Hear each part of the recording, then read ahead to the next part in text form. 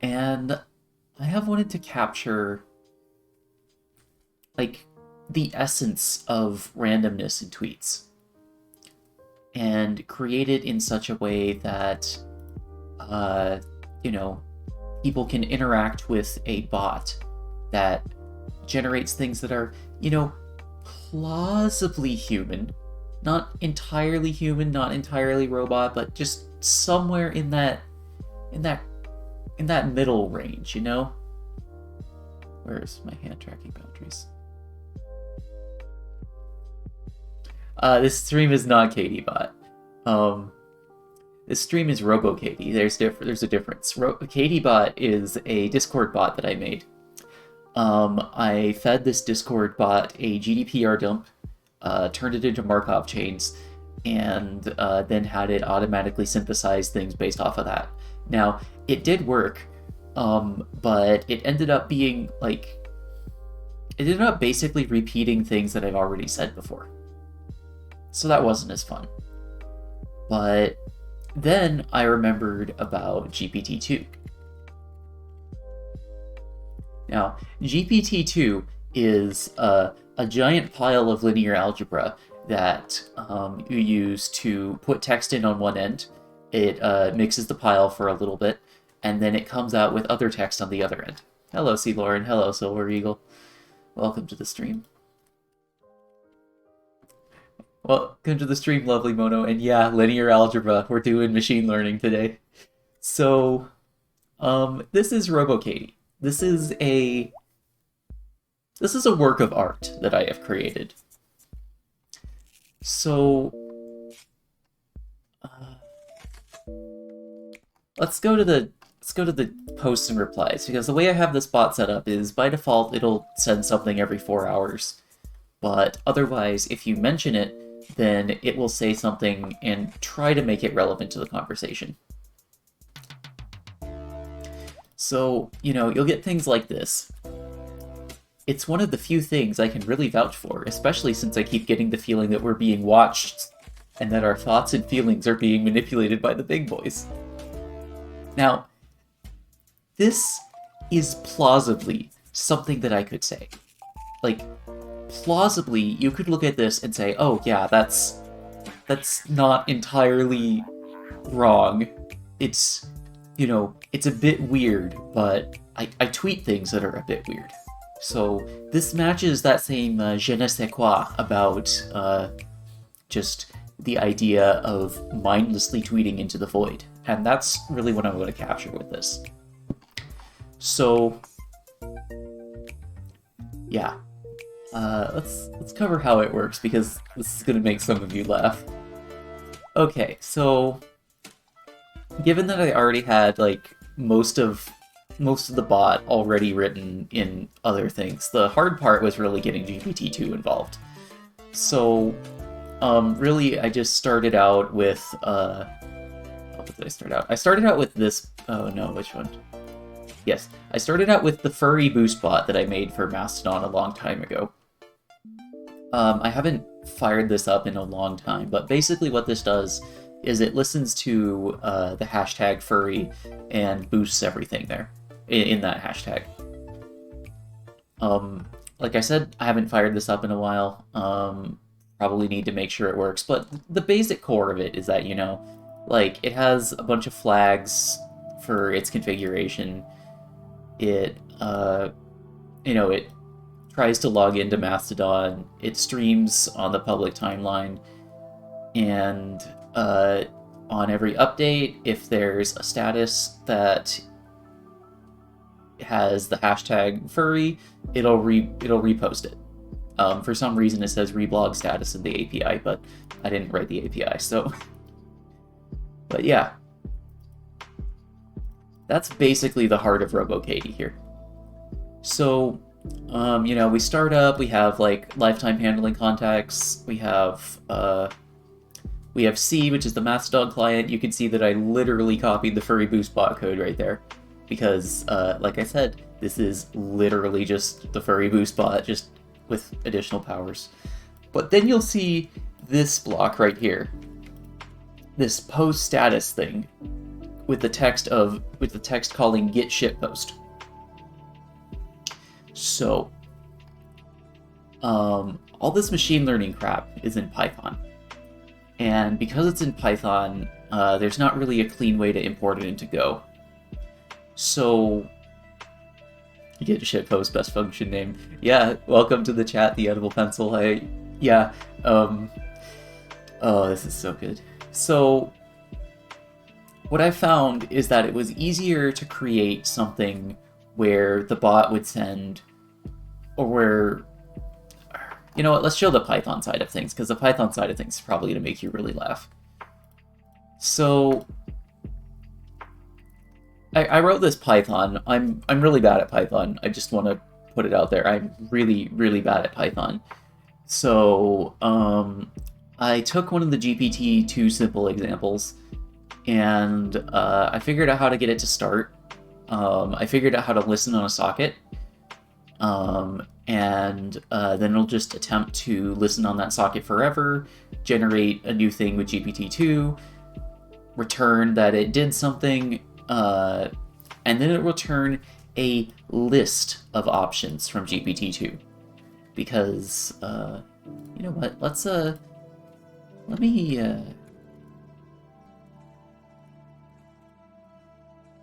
me actually show you what the list of options looks like, because this might be interesting. So, nc-u run robokd gpt2.sock. I'm using systemd socket activation here, so I don't really have to manage the lifetime of the GPT-2 service. But if I just hit enter here, it'll take about 30 seconds to think. The machine that I'm running it on doesn't have a GPU in it, so it can't like put the machine learning model into like a 2060 or something and spit it out really fast. So it does it with the CPU, which is...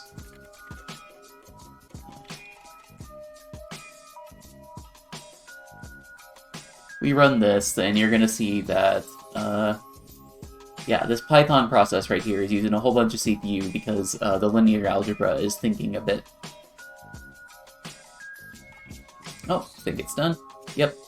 And as you can see, there's a whole bunch of options here.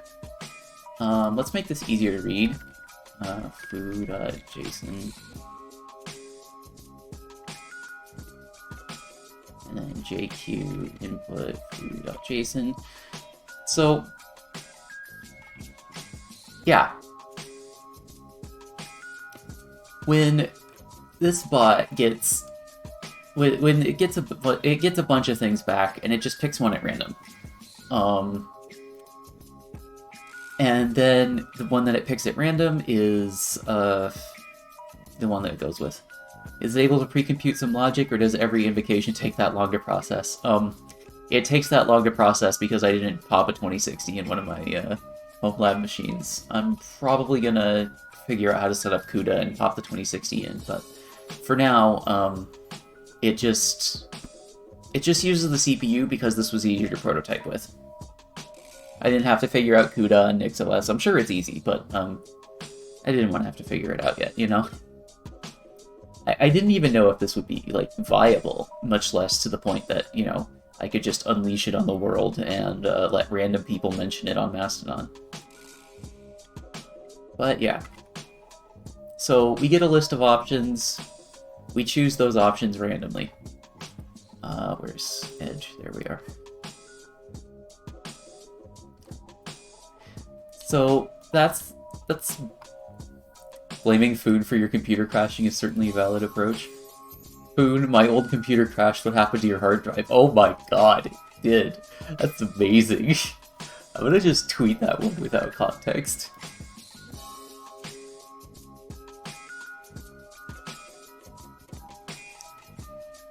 But yeah.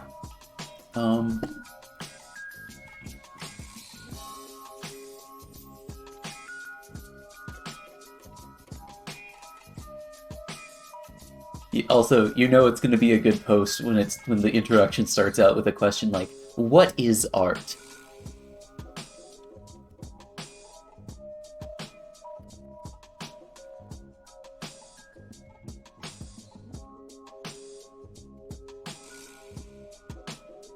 Okay, so let's let's also talk where I got the data from. The secret is that I got the data from a GDPR dump of my Twitter account. You know, not super exciting. When you get a GDPR dump of your Twitter account, let's see, data, backup, Twitter. Yeah. So when you get a backup of your Twitter data, one of the things that you get is this folder called, unsurprisingly and very unimaginatively, data. And if we look at tweet.j, if we du-hs parent size star.js. Now, if we look at all of these files, we can see that, oh, it looks like I've had a lot of ad engagements and ad impressions. Oh, that's not surprising. Direct messages, you know, IP auditing, all the things I've liked, all the native devices. But the biggest file in here is something called tweet.js. Interesting. Let's see what the first few lines of that file look like. Because if I try to open it in a text editor, it's probably going to crash the text editor. So it looks like tweet.js contains a bunch of JSON objects. So if I do like cat tweet.js, Jake dot array dot zero or array sub zero pipe less. Oh, right.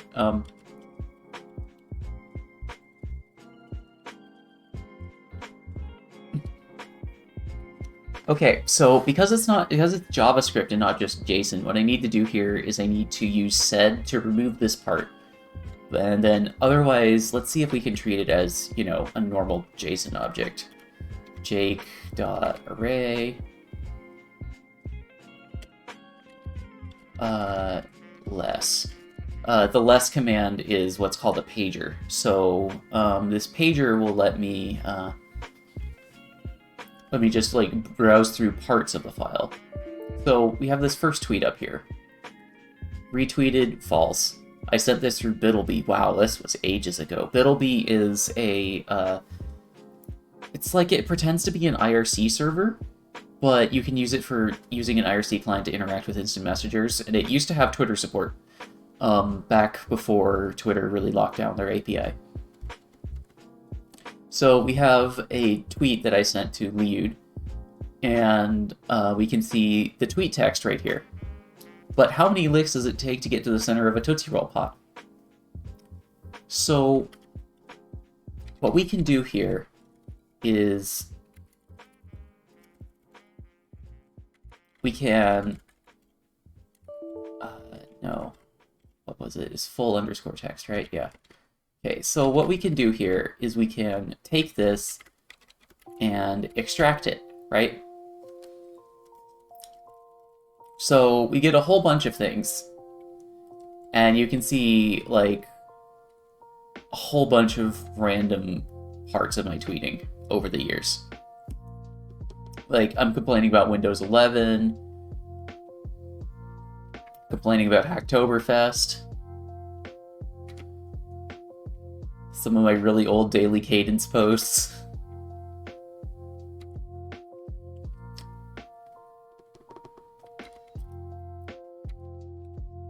And me shitposting with my boss. Oh, and also orcas and sharks belong in fintech, because of course they do. But yeah, from there we can basically get a list of everything I've ever tweeted. So we can turn that list into a data file and then put it into an algorithm like GPT-2. And then we can have it get, we can have it create new tweets, new art. So, is there a way to share my Mastodon account to the screen without it being, like, dangerous? I don't think so.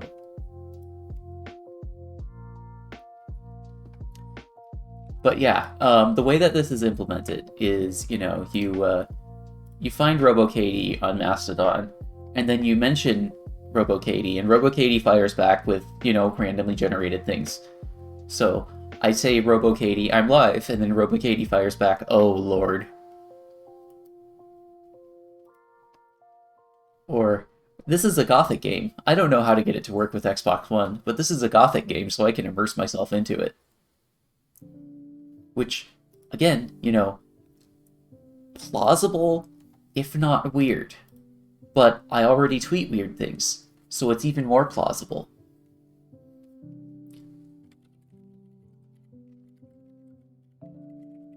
Massaging with Jake and Zed.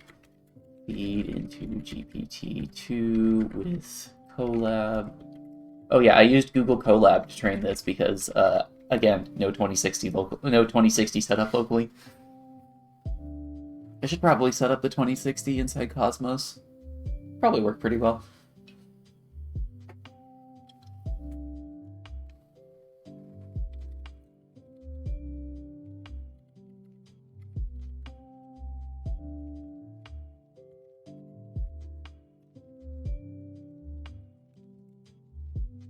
And for those of you asking why GPT-2 and not GPT-3, well, the answer here is simple. I can run GPT-2 on my own hardware in my home lab, and I don't have to pay per request. I can't do that with GPT-3 because GPT-3 is so big that you need a supercomputer the size of God to deal with it, and it's also too human-like, in my opinion. So, I should add Uncanny Valley here. Yeah, GPT-3 is also closed source, but the big thing that I want here is I want something that's yeah.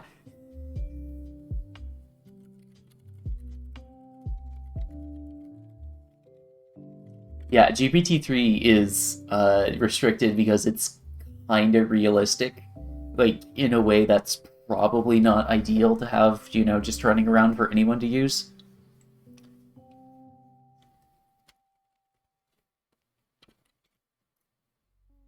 Something that isn't not plausibly human. Oh, I love that.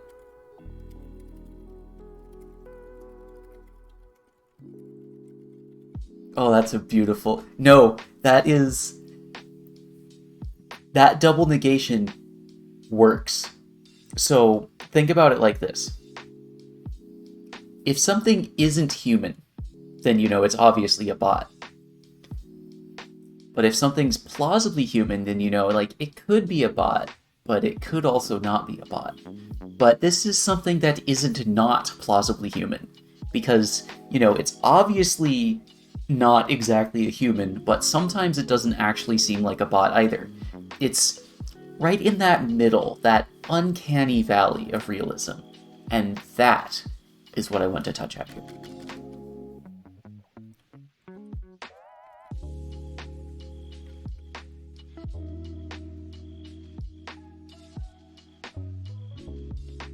Blockchain.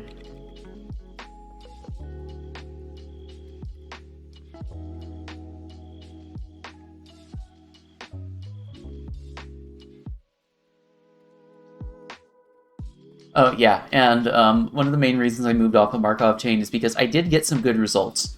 You know what, let me show you. Let me just go all the way down here and go back to before I switch it over to GPT-2, because I did get some good results.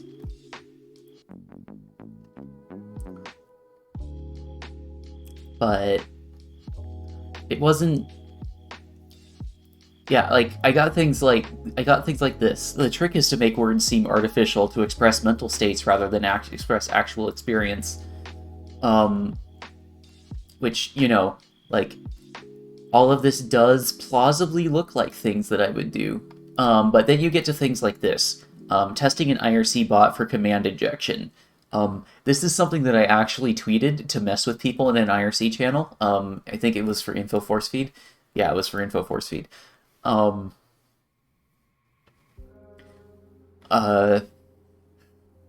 Yeah, like this is just word for word everything that I tweeted. And that's boring. That's just regurgitating old tweets.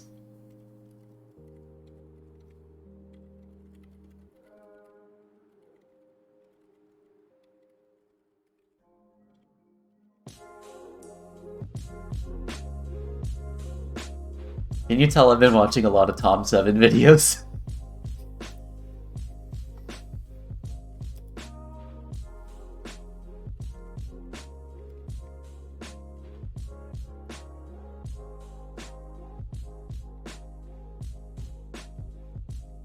And this is probably the part where I mentioned Cookie.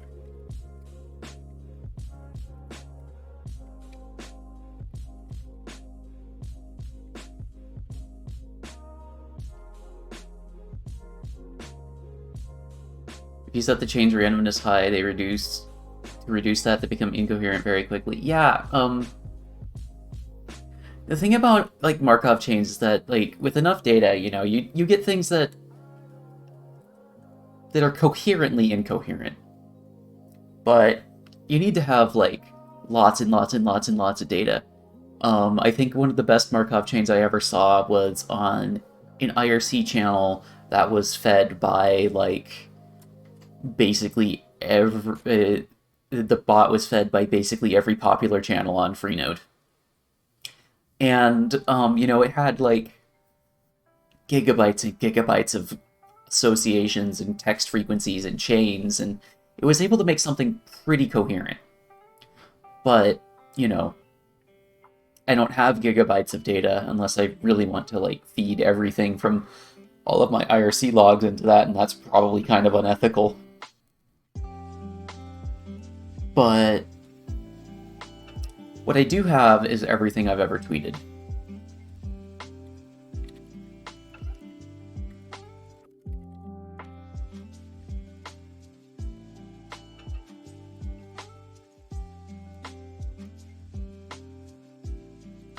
Yeah. So what I'm going to end this with is I'm going to end it with the I'm not going to mention how I put it on my private cloud. I'm going to have the art gallery here of some of my favorite tweets that it's generated. A little detail on how to use it, and then, some plans I have for the future if I end up getting to them. But really,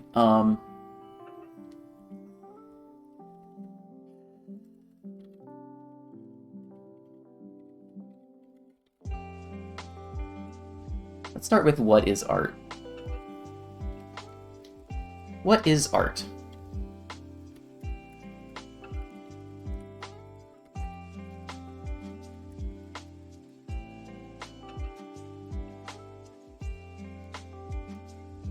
I'm gonna just bullshit some, like, philosophically decent sounding definition of art. Like, art is when you challenge the assumptions that people make about a medium and transform their understanding through novel applications of techniques or methods.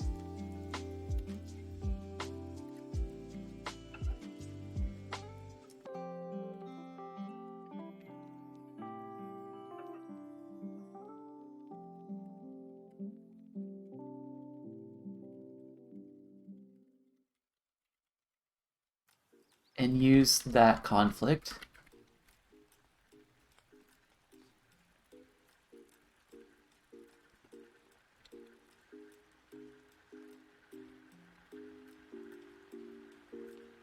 what's a good example of art here? What's the most shitposty example you can think of that you could, point at and say art? Okay, so I'm thinking shitposts. So, what is art that's a shitpost? Banksy. Okay, let's go Banksy. The banana duct tape. The banana duct tape to the wall.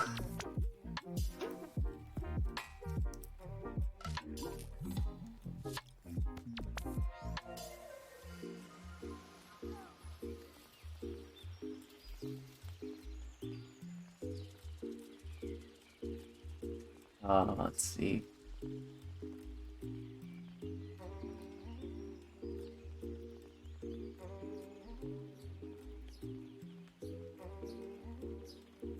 Hmm.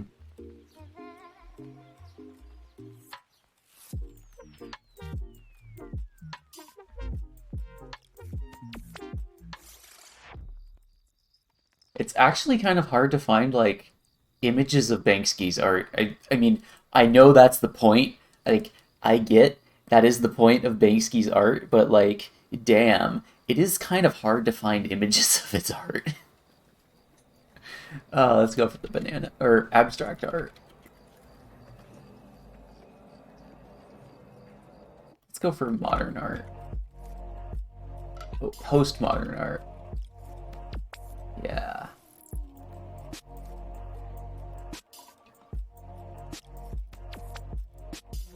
Ah, yes, I'm gonna go with comedian.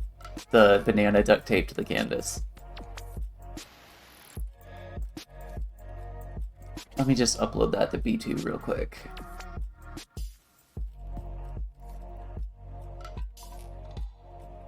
Hello, Spambot. Goodbye, Spambot. I mean, I guess I'm getting popular now. We got the Spambot hustle in the chat. Okay, then I find that image that I just downloaded. 3 followers. Yeah, you know, free as in like a puppy. No, Edge, don't die on me. Oh my god. Okay, so if Edge dies, it's probably going to take out the music. Oh, it only took out the... Oh my gosh, okay. The file upload thing is dying in a loop. That's not what I expected to see. Um... Oh wow. All of Edge is freezing. That's bad. Some system call is very, very angy. Oh, if I just drop the file on there, it works. Okay, cool. So, the file starts with Merlin. Cancel. Oh, right, it sorts alphabetical things separate. So,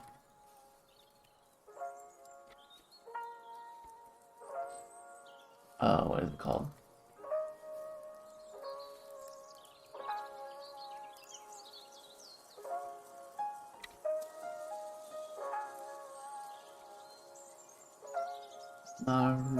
Maurizio Patelin.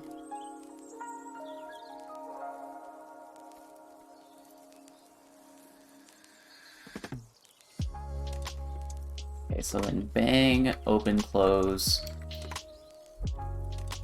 A banana duct taped to an art is canvas.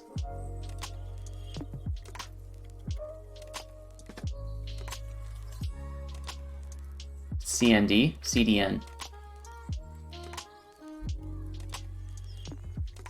So.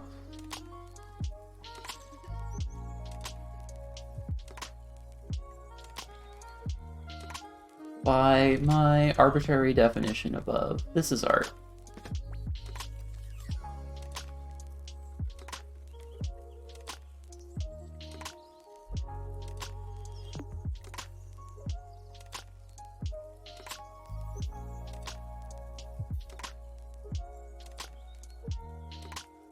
You know. Oh, arbitrary, yeah.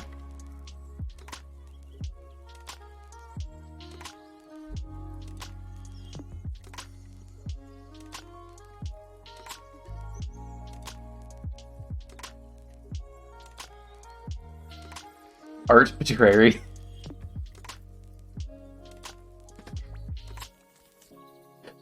Okay, so what can I say about this? Like,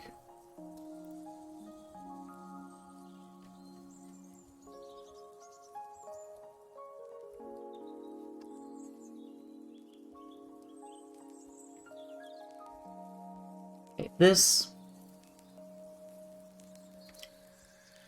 lets you change what you think art is. Art is not about the medium or the things in it. Art is the expression of these things in new and exciting ways.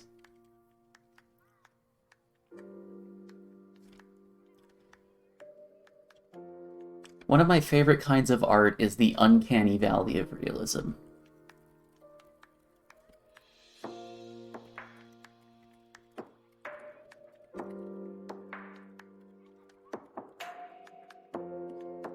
Okay, how do I go here? So I'm thinking about like introducing Death Stranding here as an example, as like an example of this, because like Death Stranding, like its entire art style is like hyper realism.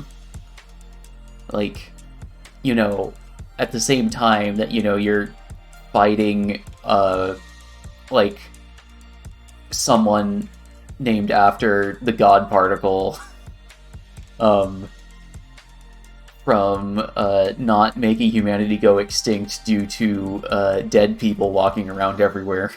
Not zombies, but dead people. There's a difference. And trying to prevent corpses from turning into antimatter. Um, it has like a very... If you look in on Sam Porter Bridges' face, you see the pores in his skin. Like...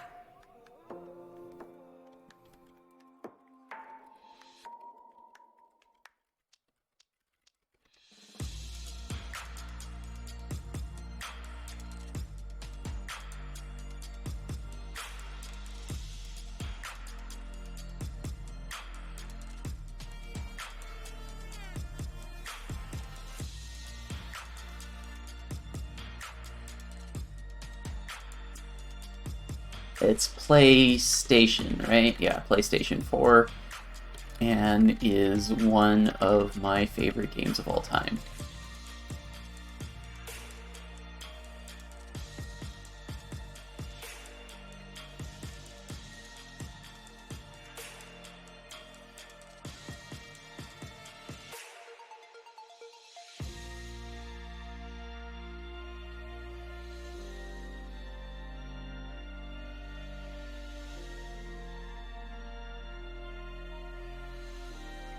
Okay, I'm gonna have to get a screenshot of Death Stranding. Do I have one handy?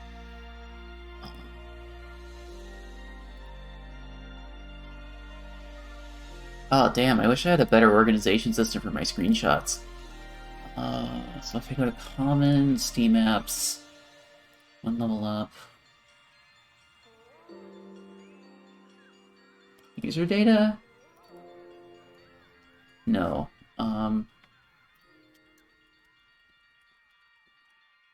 Let's hope I have a screenshot folder in there.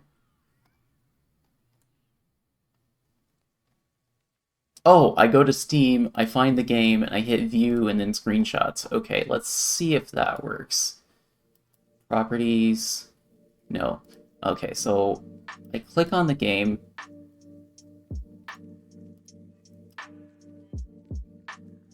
Oh, I go into the Steam menu bar, I hit view screenshots, and I find Death Stranding.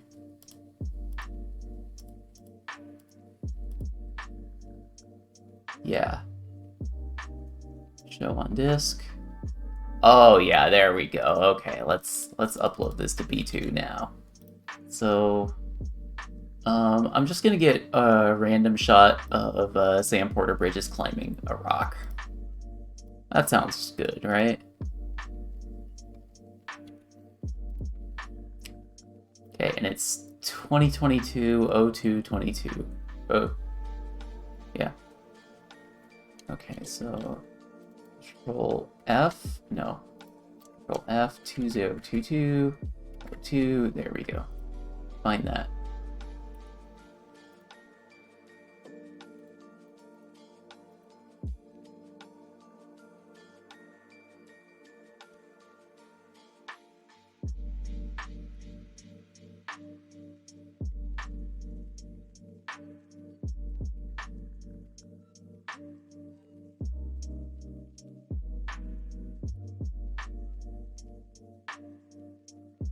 Request has a derived impl for the trait debug, but this is intentionally ignored during dead code analysis. Rust-C, what the heck? Yeah, Rust-C can be kind of angy sometimes.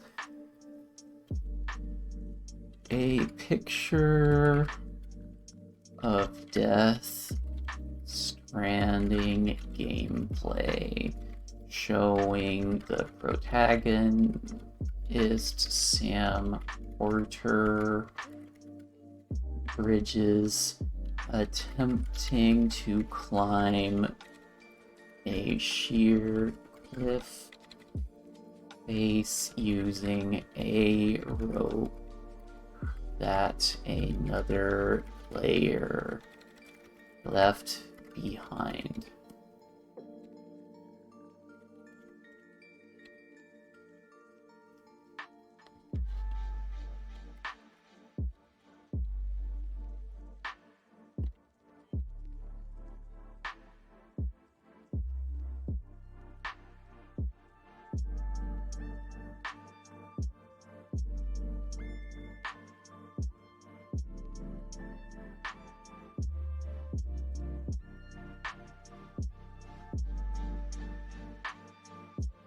Story about dead bodies turning into antimatter and you being a UPS delivery person that saves America.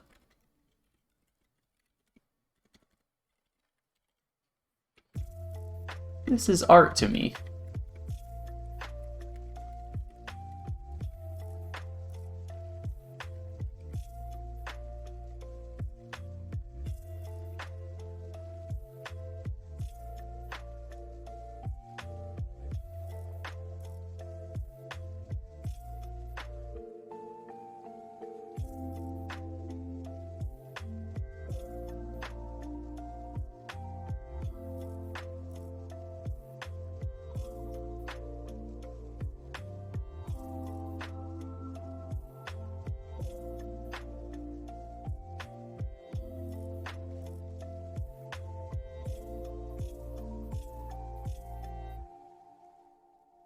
Let's not make that a separate paragraph. Let's just make it one big happy paragraph family.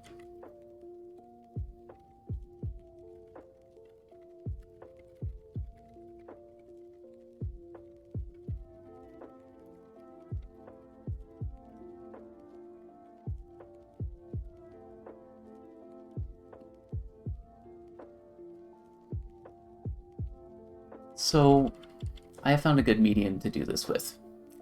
I put a lot of my on this little independent site called Twitter. It is one of the main things that I write on, and through the process of the last 8 years or so, I've written a shockingly large amount of things.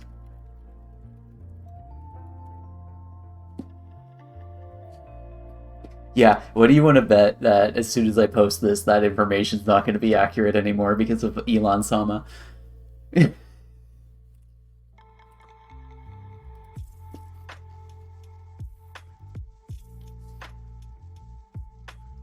Amount.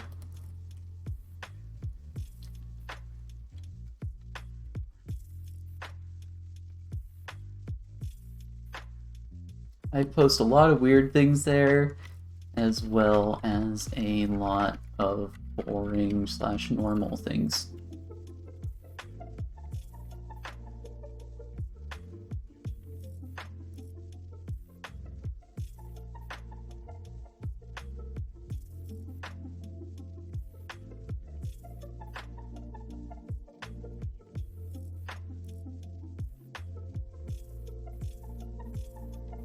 Stream of consciousness, or using it as a way to help deal with intrusive thoughts. Yeah. I mean, if the purchase goes through, it would be more independent and not some big company listed on a stock exchange. Okay, fair. I mean, I guess. But, like...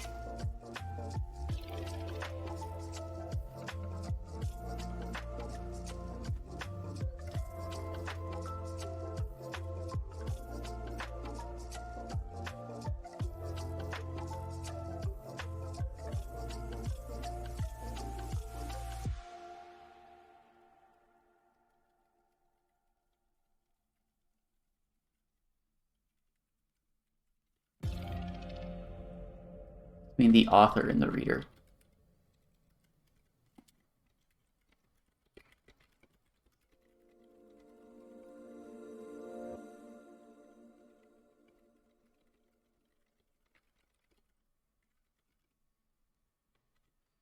The reader doesn't get all the context. Heck, I doubt I have all the context, lol. But from there, they get to put the pieces together.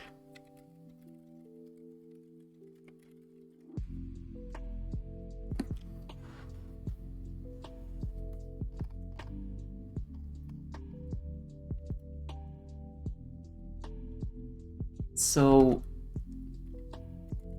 when thinking about trying to get into the uncanny valley with this kind of art medium,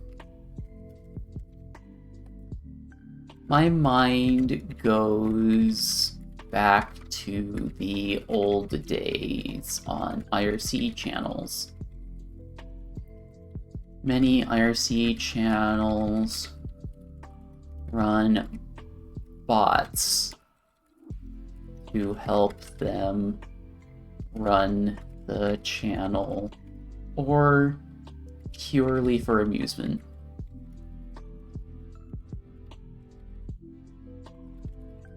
One of my favorite kinds of bots is a Markov chain bot. Let's get the Wikipedia link for Markov chain here.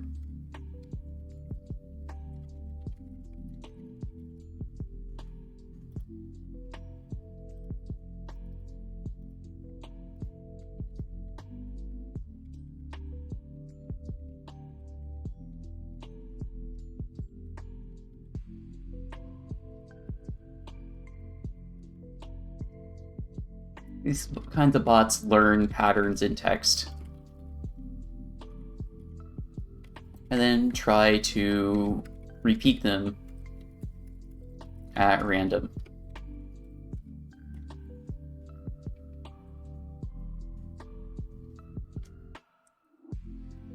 With enough training data, it can be fairly convincing.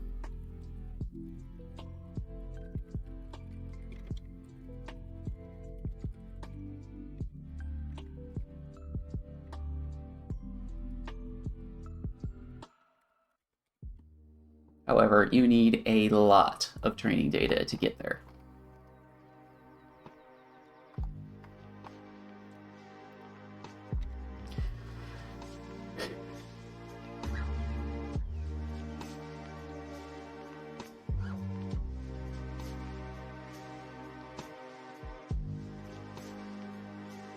More training data than I have ever tweeted.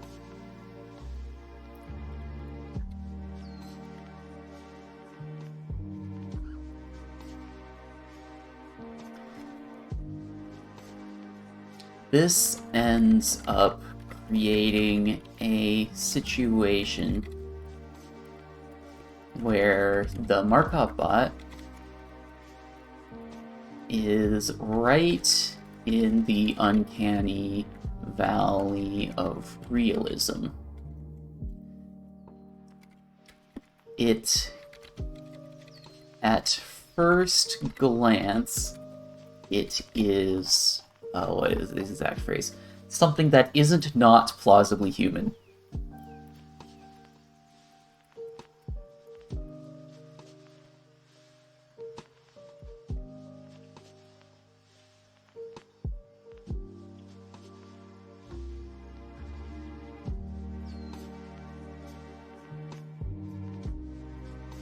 It looks like a bot, but it also looks like a human, but it also looks like a bot.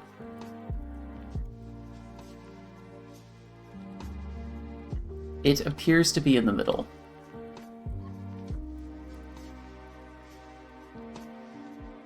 And I like this. It looks like a bot trying to look like a human, yeah.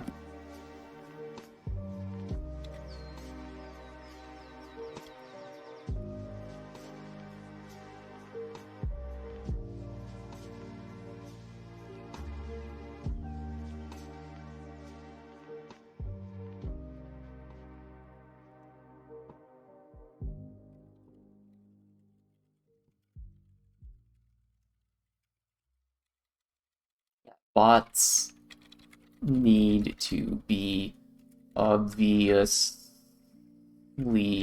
bots, and humans need to be obviously human.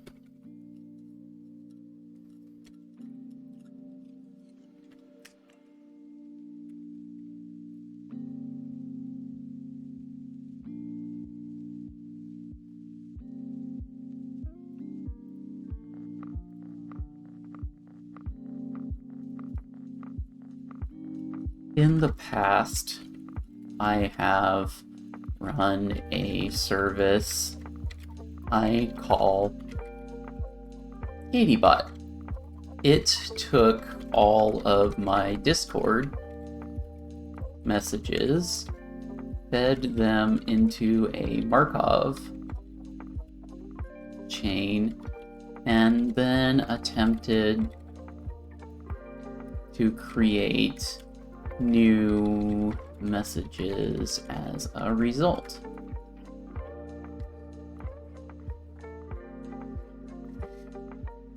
Humans don't concentrate on, will this message make me pass a Turing test? Yeah.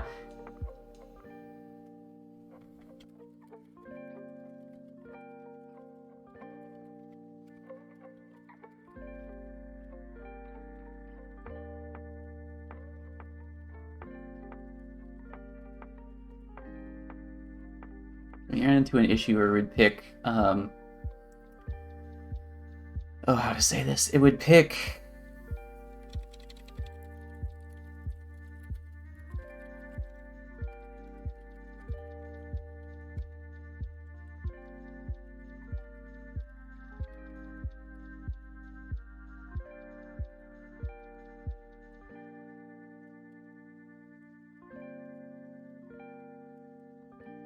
ran into an issue where it basically regurgitated its training data. So when people thought it was being novel about roasting people, someone would search the chat and find out that I said those exact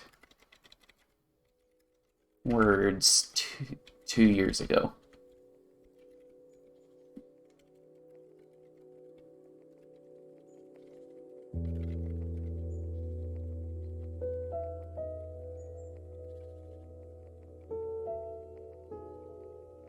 You could get the same result from random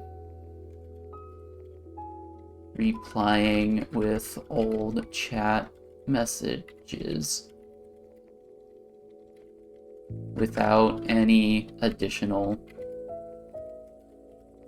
data in the mix.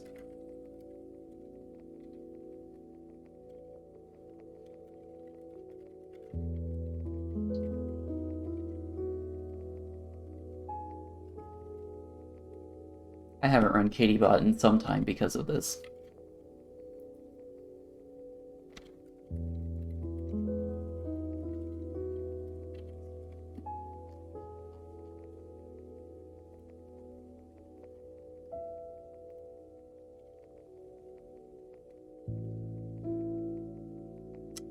What was it? I was looking at some DALL-E generated images, and then inspiration struck. What if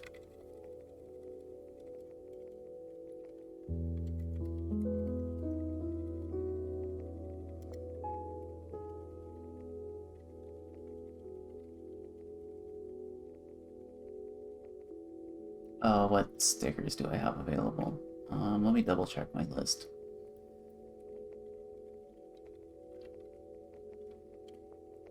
There's gotta be something that's relevant here.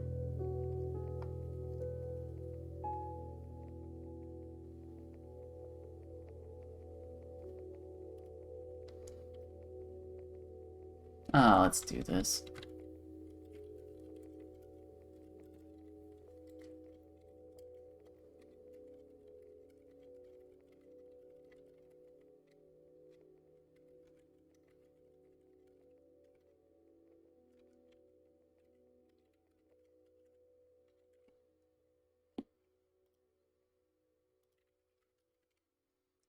GPT-2.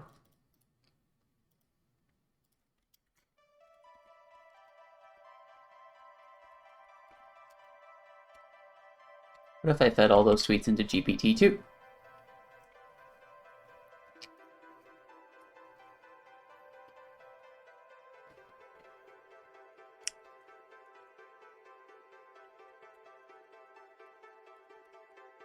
So I did that. I made at RoboKD at bots in space.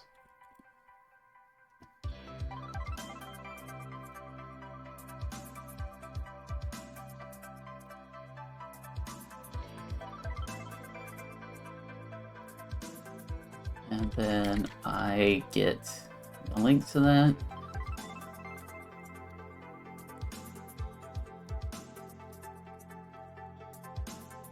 It's a Fediverse bot.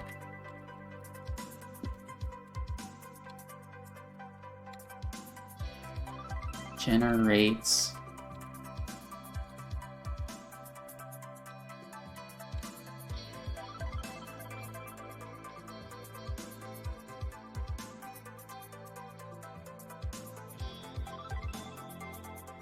new content based on everything I've ever tweeted.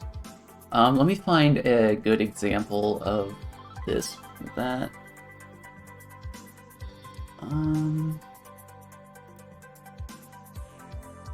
Embed.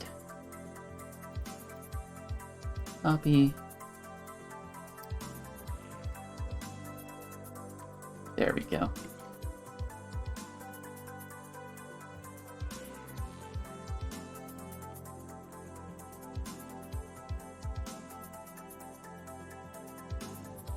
Wow, you know it's gonna be a good post when I'm already like 5 kilobytes in and it's only at the introduction. Oh man, I have been watching way too many Tom 7 videos. For context, Tom 7 is this person that submits papers to this conference called SIGBOVIC, where it's basically like academic computer science shitposts. And, I don't know, like, his stuff about, like, upperist and lowerist case letters was, just kind of hilarious to me, where he, basically, you know, took, like, all the fonts that he could find and did some AI to map, like, uppercase letters to lowercase letters and lowercase letters to uppercase letters. And then he fed the lowercase letters and said to lowercase them. And, you know, the video goes through his, you know, thought processes and his experiments, and yeah, it's really fun. I highly suggest checking it out. After the stream, of course, because I don't want to lose you. I don't want to lose viewers.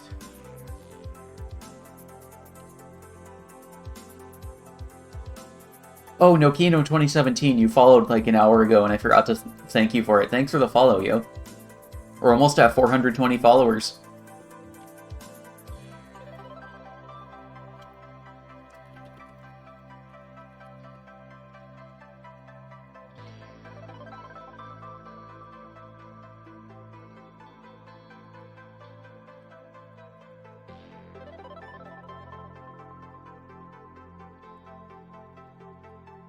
So the first step of this is getting all my tweet data out of Twitter.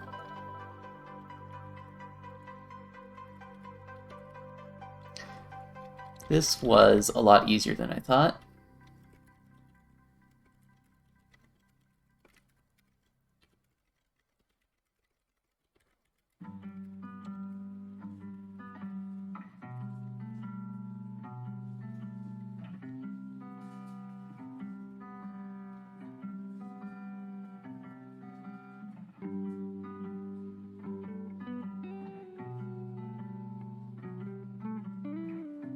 Full of everything I've ever tweeted.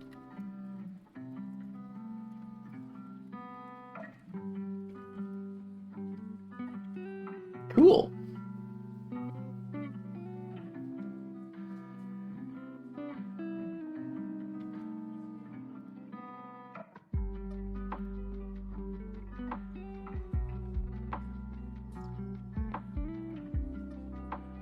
Okay, I am really feeling this playlist. It is a vibe. Like, I don't know how soft it is in your ears, but there's just like this nice lo-fi hip-hop calmness to it.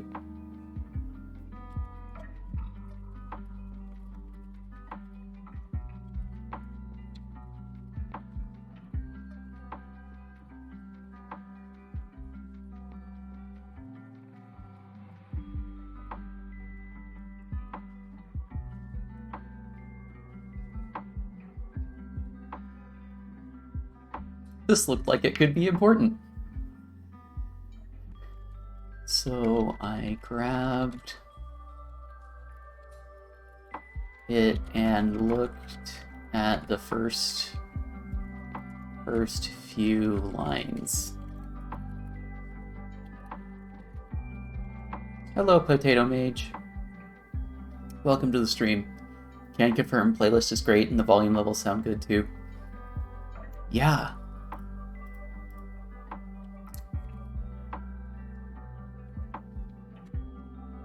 Okay, so I hold all of these buttons, select, right click to copy while holding shift, then I delete all this.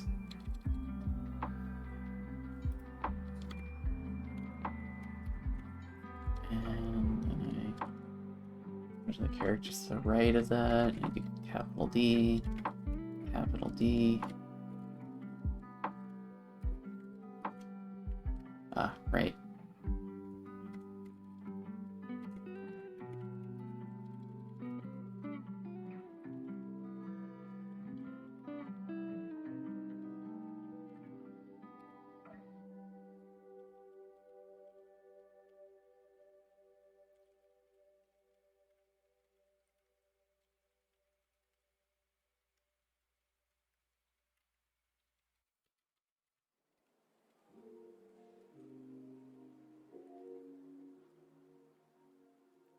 Into, not into JavaScript. So that the embedded HTML can show off everything you've ever tweeted. Neat, but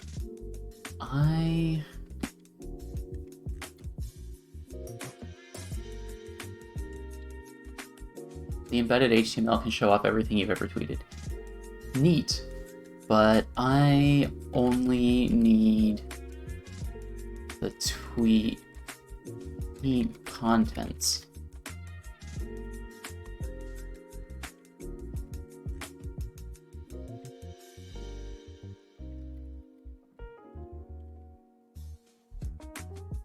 Okay.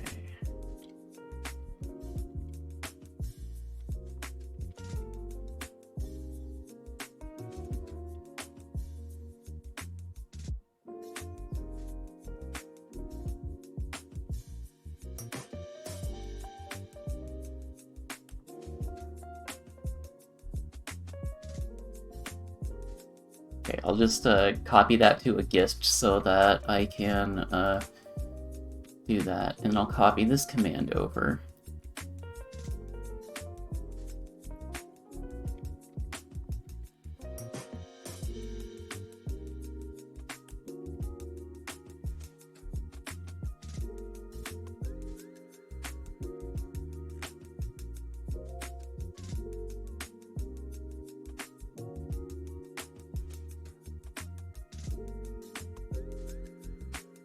Gonna be kind of angy because, you know, I'm basically gonna be, like, doing it wrong, but let's paste that there.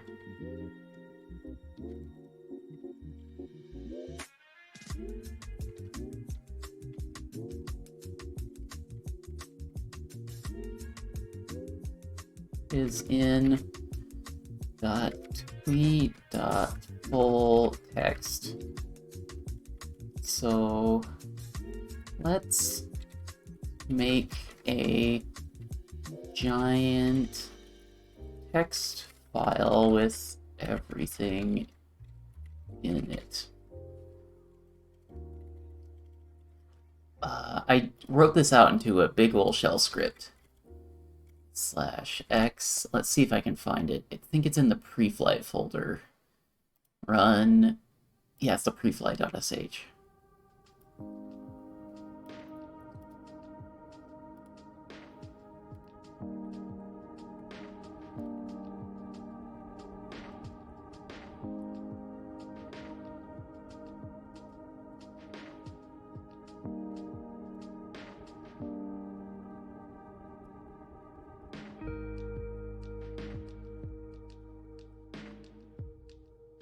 Moves that Twitter preamble so that Jake is happy.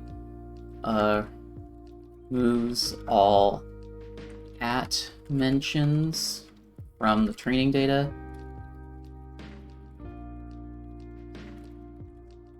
The bot doesn't go on a following massacre.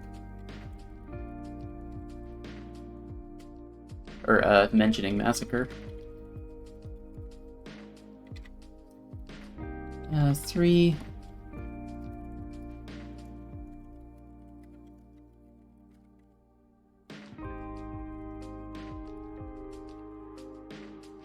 Removes the retweet prefix tweets from the dataset.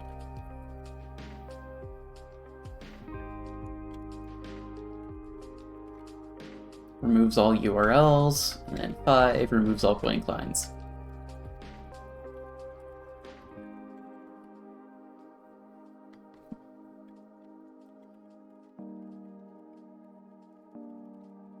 This should hopefully cut out all the relevant extra crap and let the machine learning focus on my text.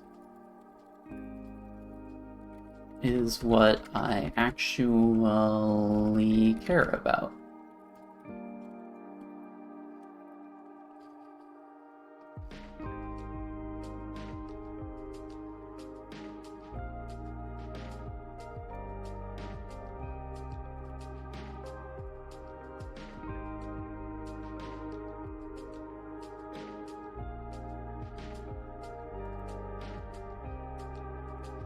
And now let's talk about the GPT-2 training thing. If you don't know about it,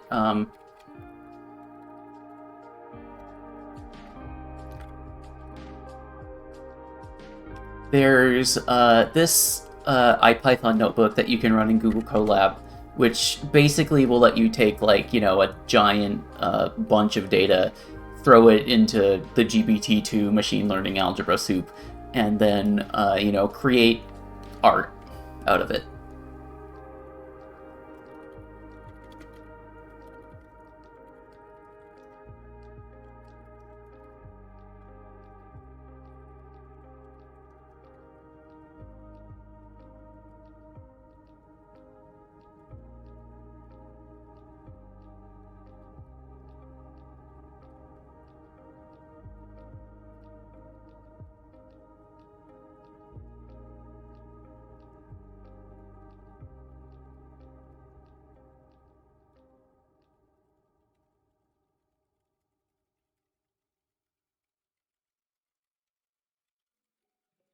This is boring, but I was able to grab together a few projects to get that prototype up quickly. Okay. After some testing, I ended up with things like this. And I'm going to put probably one of my favorite things that the Markov chain side of this tweeted.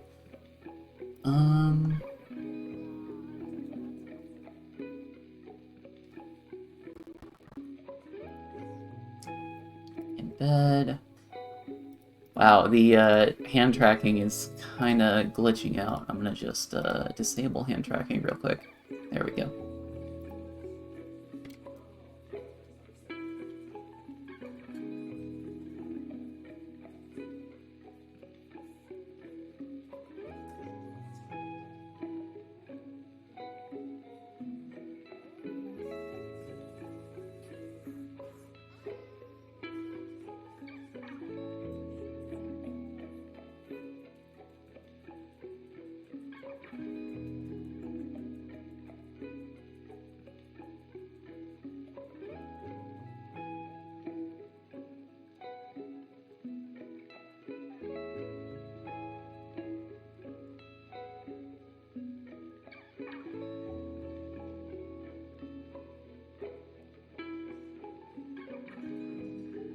GPT-2 training, thanks to this IPython notebook.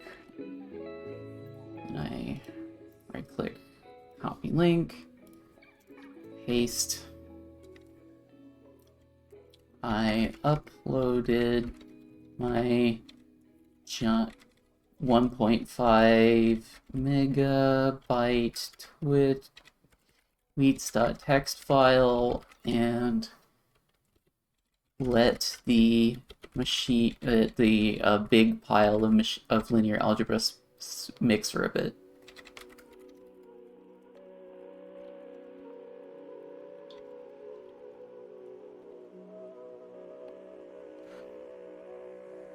I just realized that all the experimental models that NVIDIA publishes, but require 15 to 20 gigabytes of VRAM minimum, would be a lot more accessible with M1 SoCs, if not the requirement for CUDA. Oh no.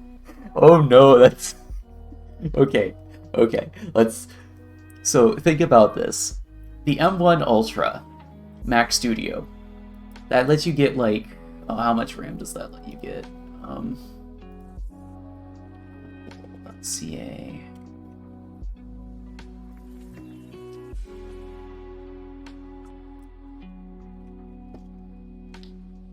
Let me just look at the Mac Studio, see how much RAM. Okay, you can get up to 128 gigabytes of RAM.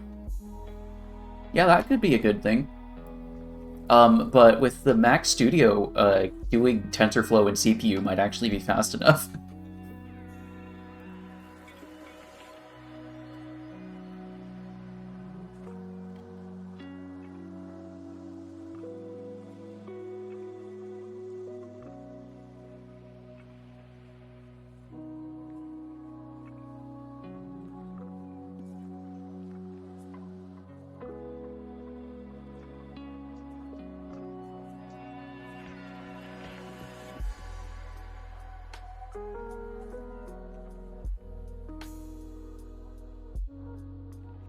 New folder, imaginatively named GPT-2.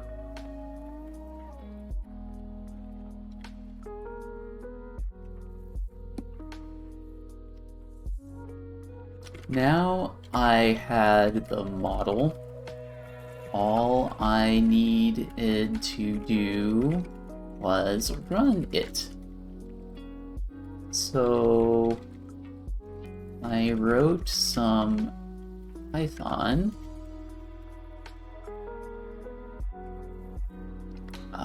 Where is the... Go and get the earliest version of this Python so that I can embed it in here for long-term preservation's sake. So I go to Mastodon, RoboKatie, GPT-2, hit history, go back for the first for the first commit, put both of these in separate windows, open it up, open it up.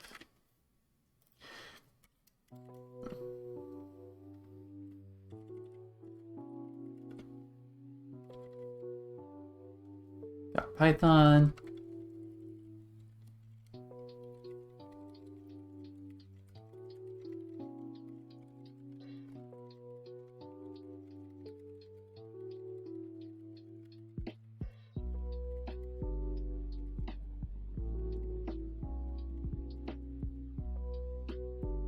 It's a Docker file to set it up, and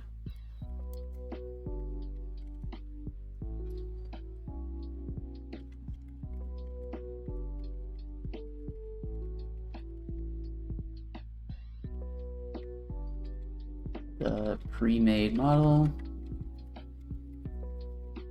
into the container and asked it to think up something for me.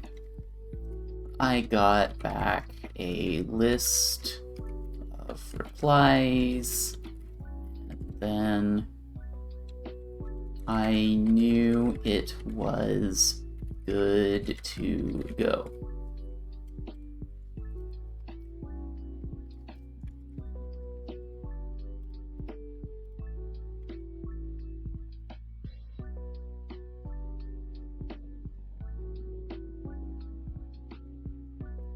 However, this involves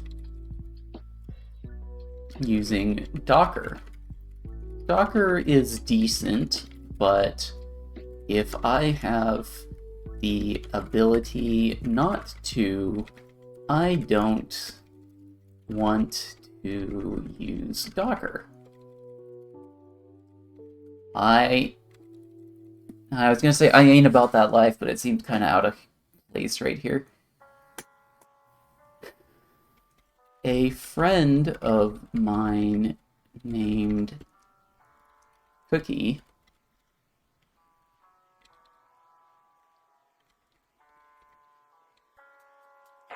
I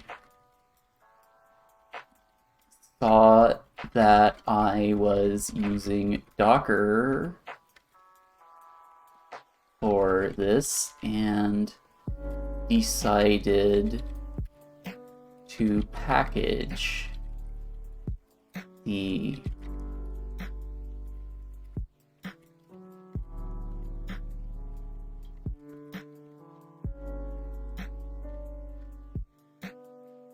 GPT-2 simple library into Nix packages, and then I'll link to the PR because I'm a good open source citizen.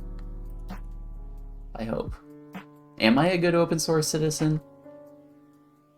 Is that like a plausible thing you can say about me?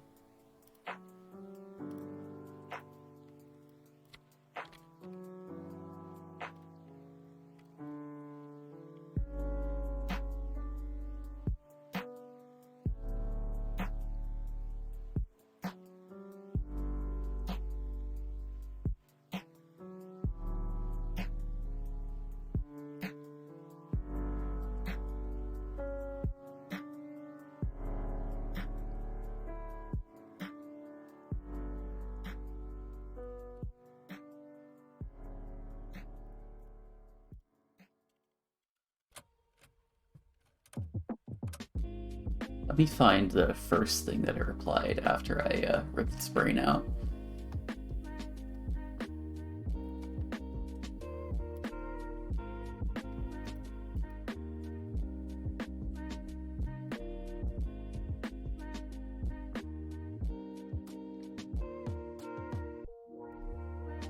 Okay, that's Markov chains.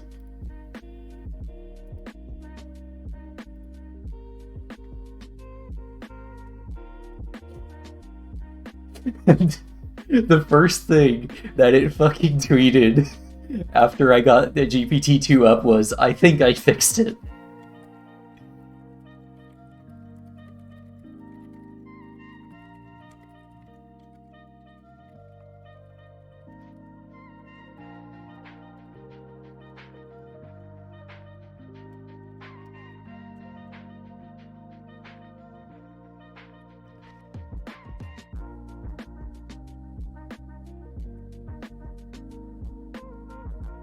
can't make this up.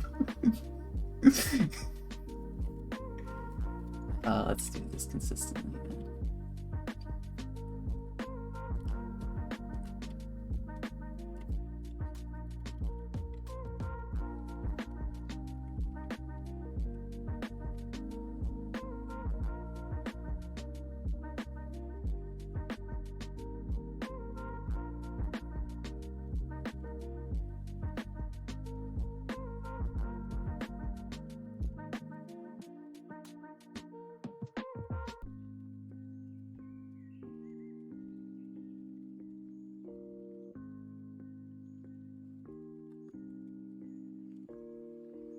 Okay, let me get some, so...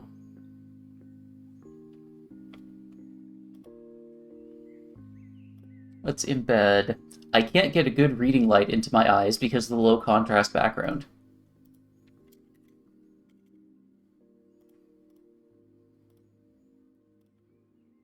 I don't want to live in the moment.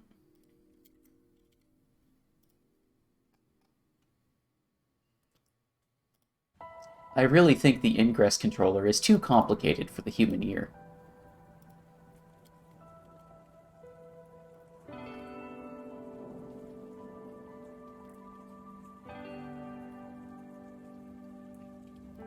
The room was bathed in neon, the purification funnel glowing in the background.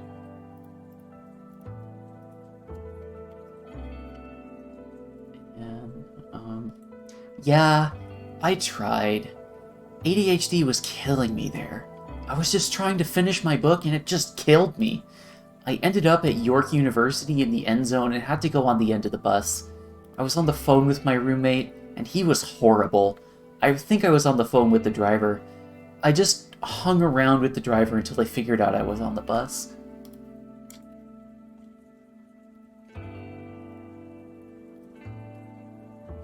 Howdy, where's the best sushi in the Gateway? What, in Galway?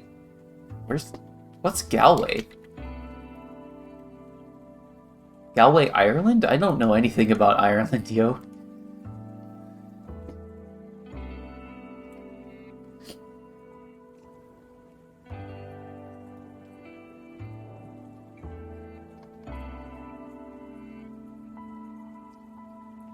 Those tweets are glorious, yeah. Some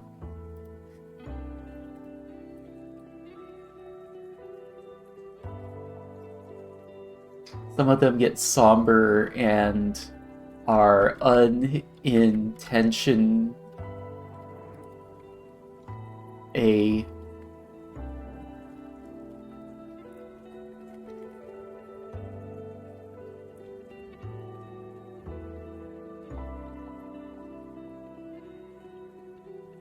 are unintentionally a reflection on the state of the world we find ourselves in. It's one of the few things I can really vouch for, especially since I keep getting the feeling that we're being watched and that our thoughts and feelings are being manipulated by the big boys.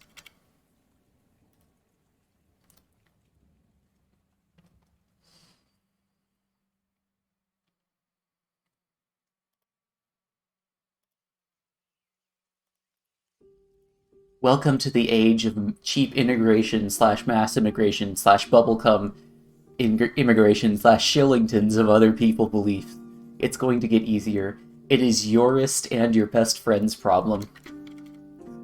I haven't seen that one before.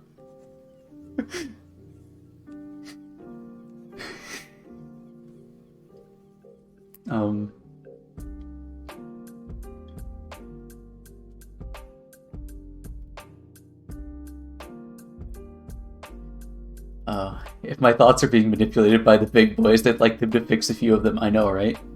When I was a little girl, my dad just took my dad's stuff and he turned it into a music video. I never knew he had any deep philosophical views on anything. I remember thinking to myself that was really odd, because until recently he had basically been the loudmouth, he had loud and destructive loudmouth against me that he was good at.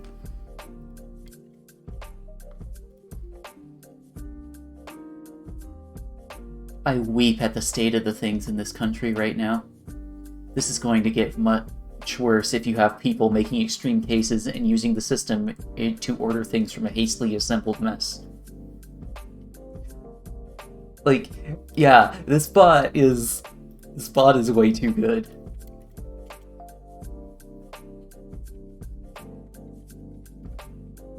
Others are silly.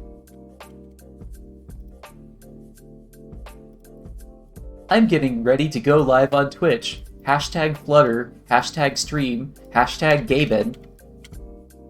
I love the uncanny valley feeling it gives. Yeah, like, that's the whole point. It's so good. It's like... I'm sorry, but what is ISO 10,646? What is ISO 10646?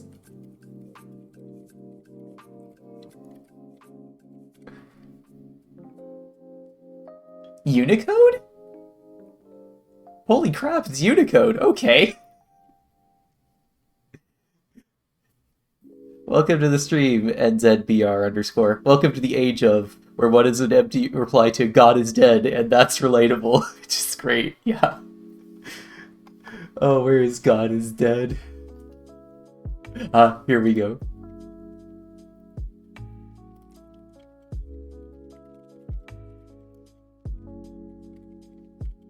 I say things like this, you know, hello, Railway Katie, how are you? And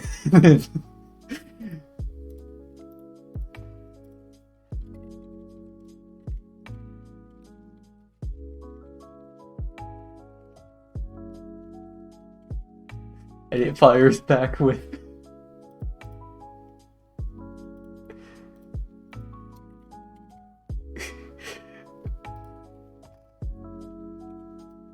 That's relatable. Oh, it's just so good.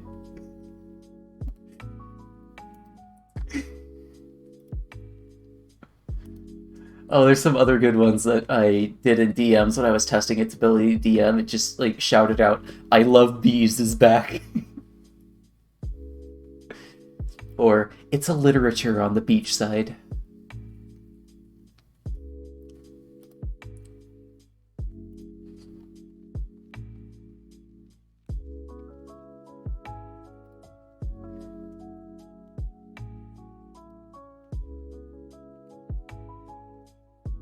What else is there?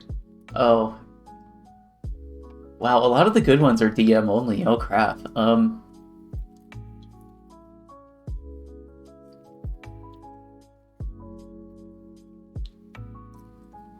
Elon said he wants to get rid of bots, but maybe he'll just replace all the people that leave with GPT-3. Okay, you know what he's angry about?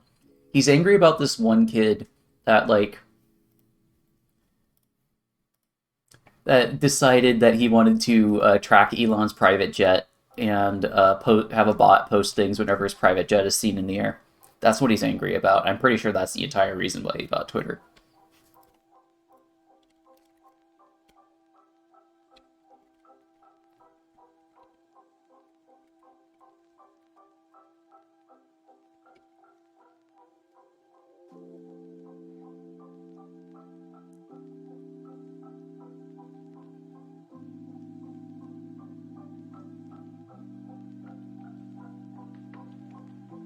This is art.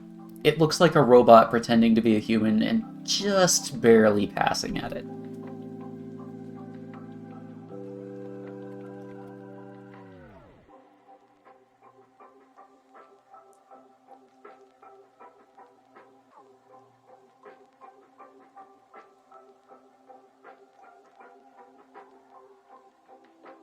I thought he got Twitter because Grimes got with Chelsea Manning. I mean, that's probably part of it, but I bet the kid with the, you know, the airplane thing was like the main motivator.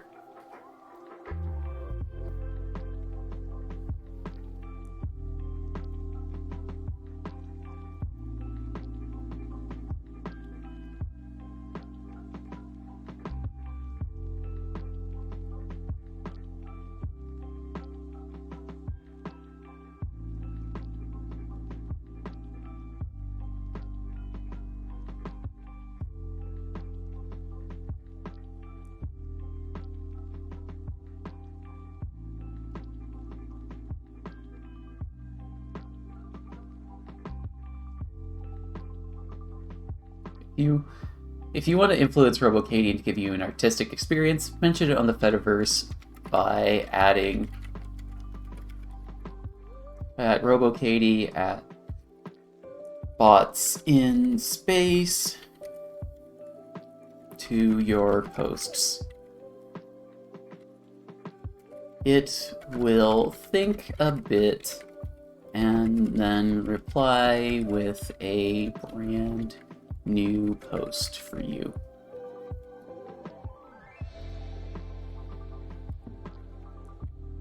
I mean, also, total transparency, I do have a log of all the things that RoboKatie replies to.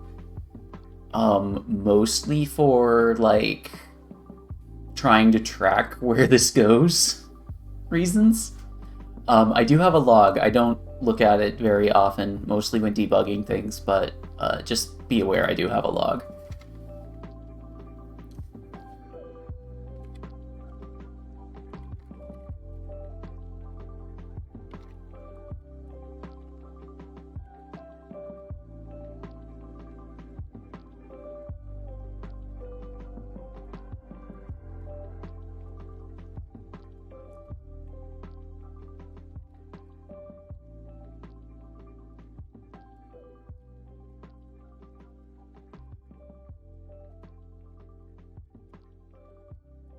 Setting it up. You probably don't want to do this, but if you're convinced you do, then here's some things that may help you.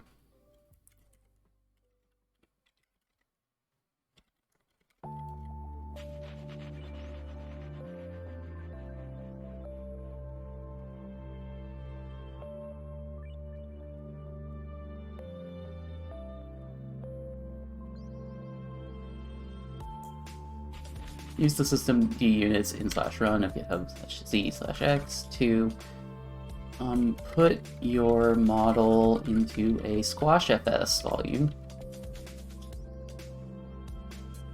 that you mount to the var-lib private cserv.RoboKatie-gpt2.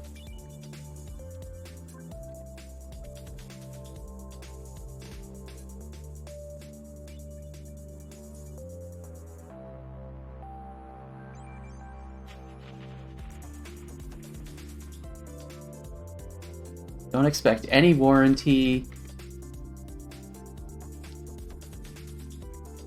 promises, or assistance setting this up. I made this for myself, not for others. Its source code is made available to make it easy. The code part of that art, but the code is not the art that it makes for. Good luck.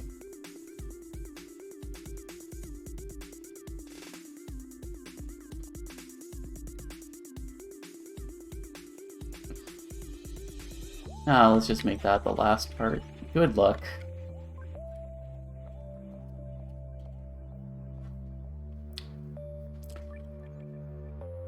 I guess a good way to think about art is to think about art is that it's not just the medium. It's not just the expression.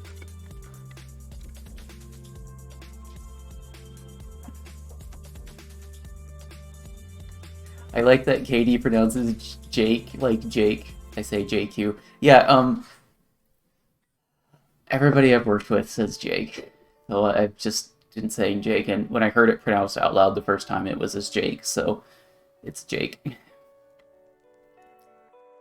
Art is not just about the medium, it's not just the expression, it's the combination.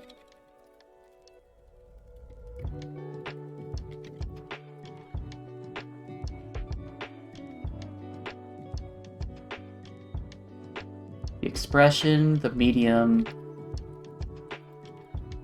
the circumstances, all of that leads into what art really is. I always say JQ, as in JQ. Hi, Arthur Dopenhauer. Welcome to the stream.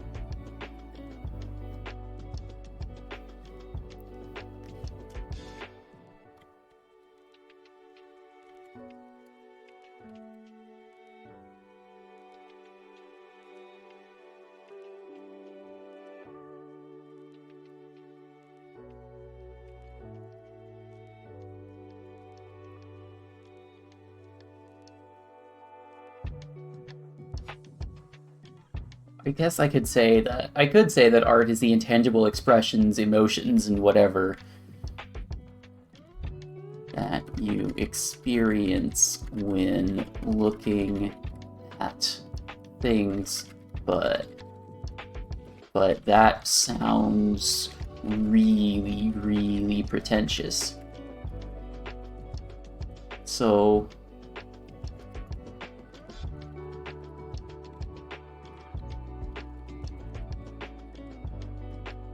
let's just say that art doesn't exist. Well, it does, but only in the mind of the viewer.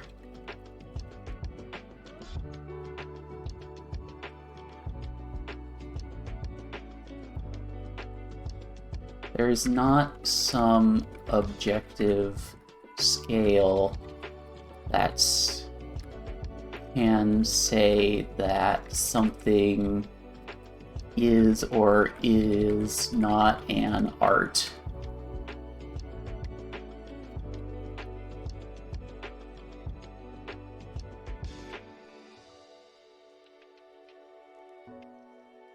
Art is imagined.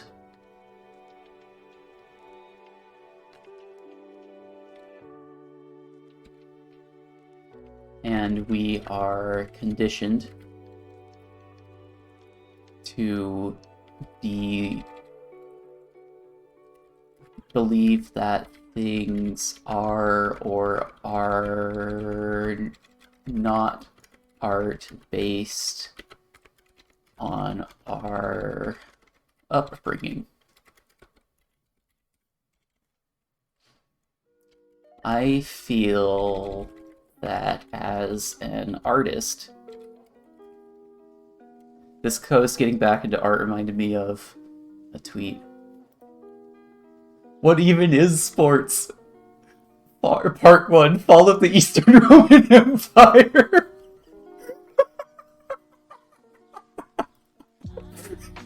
Yeah, I mean, I could start there, but you know what? I don't want to. That's job for, you know, like actual video essayists. I'm not a video essayist. I'm just a shitposter.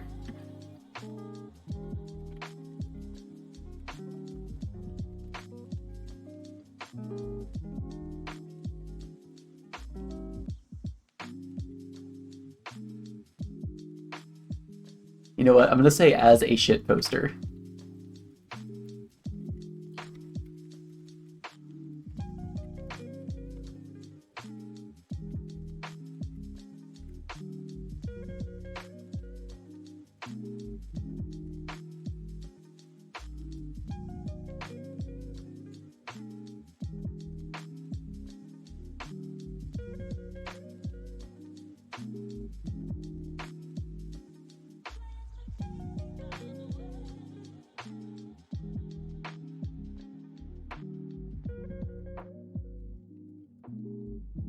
It's like, what, 200 lines of code at most. You could probably recreate most of it based on the contents of this post alone.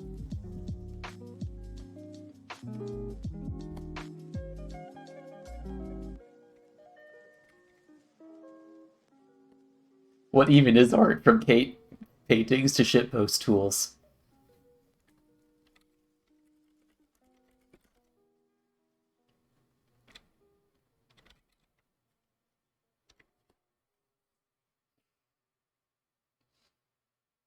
Oh, shitpost toots. Sorry.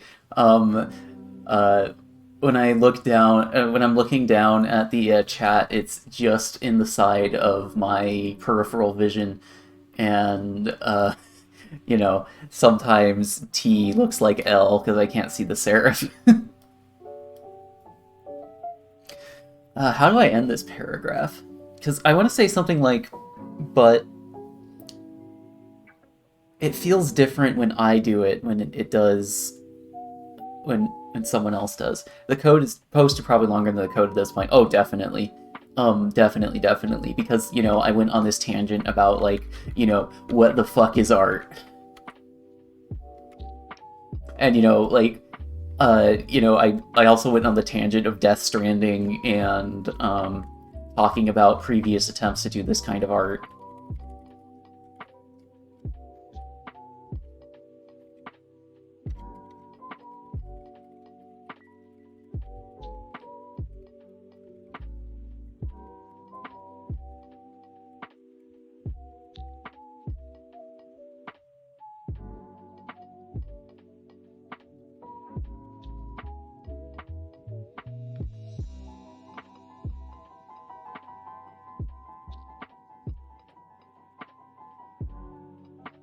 Through the iteration process, I end up creating novelty.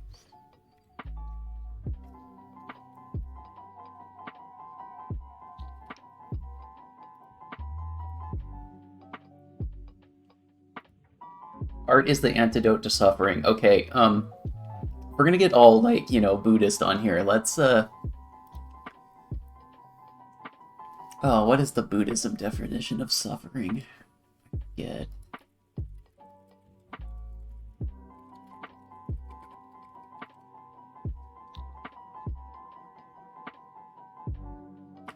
Oh, I guess that actually works.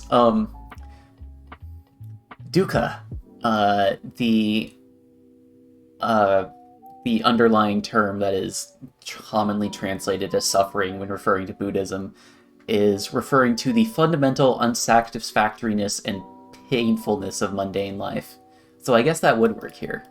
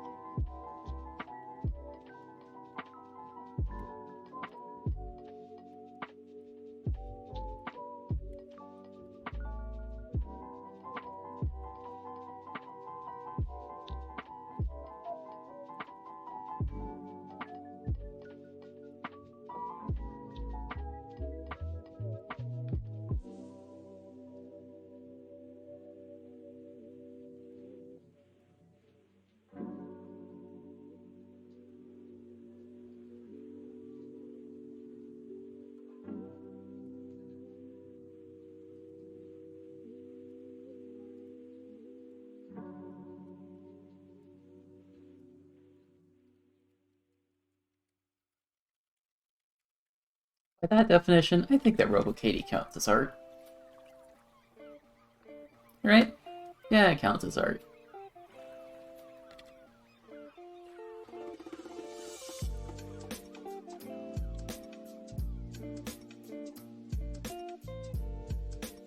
Either way, it's fun to do these things.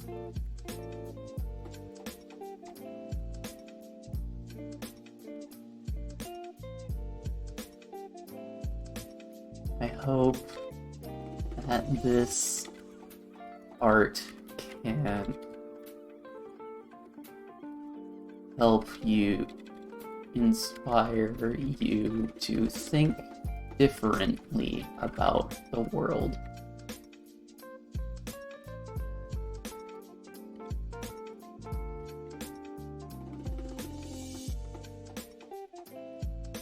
Even though it's through a chatbot that says things like this. Well, you get another...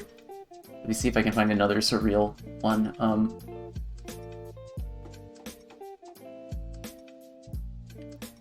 I'm apparently a witch. You need to find out.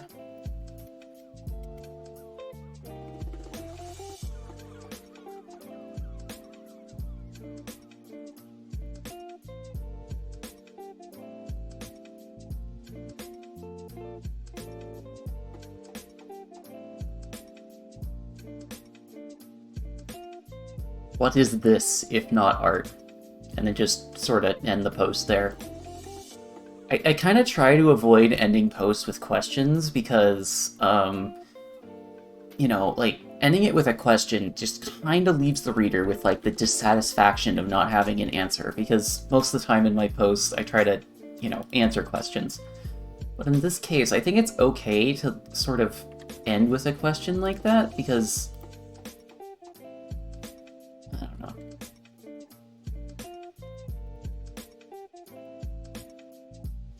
Okay, let's let this think.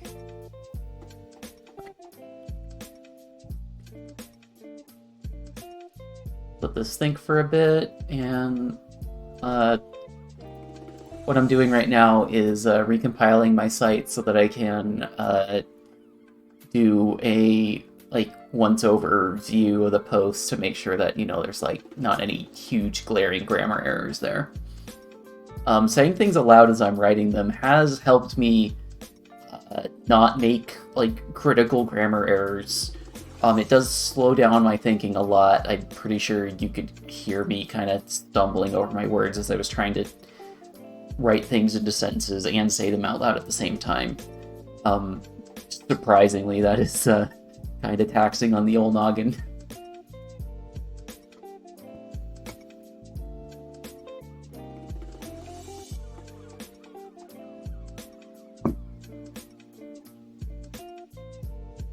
But yeah, just let this think, building the site, in debug mode, of course. And I'm gonna, okay, it's starting up, now it's loading all the posts. The only thing less readable than my code is my prose. Yeah, it gets easier, you just need practice there, yo. Oh, you know what really helps if you're trying to view, like, the development version of your website? If you actually go to the development version of your website, this is going to come as a huge shocker to you, but I forced a bot to read every one of my tweets and generate its own. I think I might want to change this title.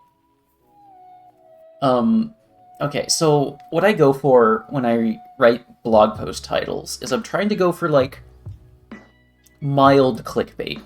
Like, not entirely clickbait, but, like, mild clickbait. Just enough to hook you, not enough to register as, like, oh, this is spam, but, you know, just in that middle between, like, you know, a boring title.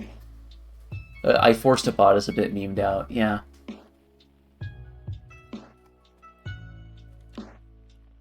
Let's workshop some ideas here. So let's go back to Emacs, and then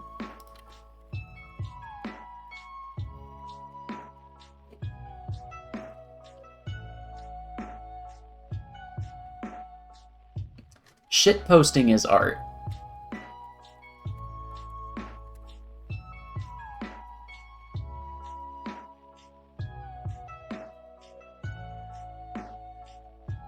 Maybe.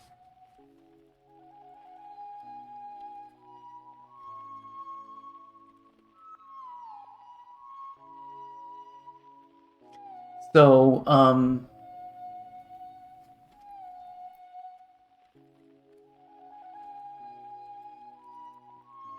so okay, so the things that I'm trying to get here is that there's like, okay. So let's think something. Let's go like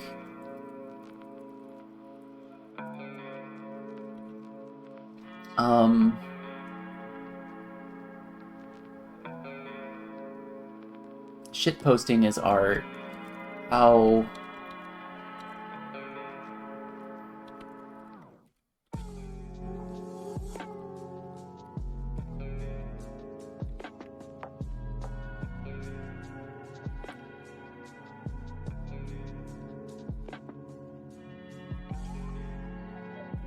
RoboKatie, shitposting as a service, that has the extra meme of having the acronym SAS.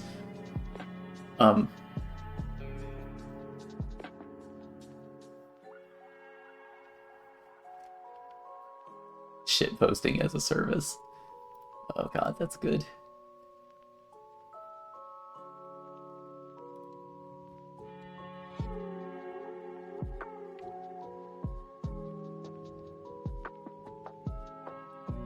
Shitposting as a science. That might be good.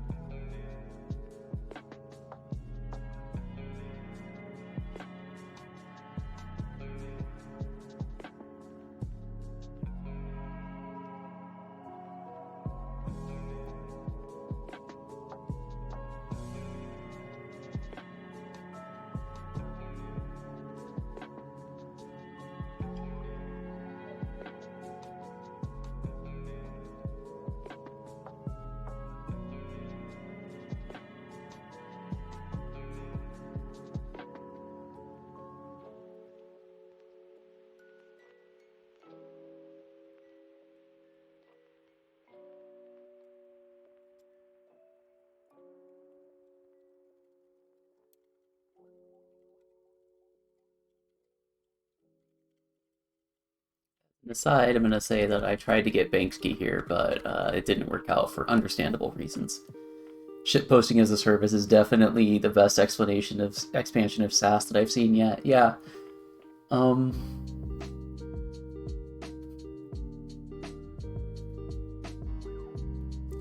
Let's try RoboKatie shitposting as a service.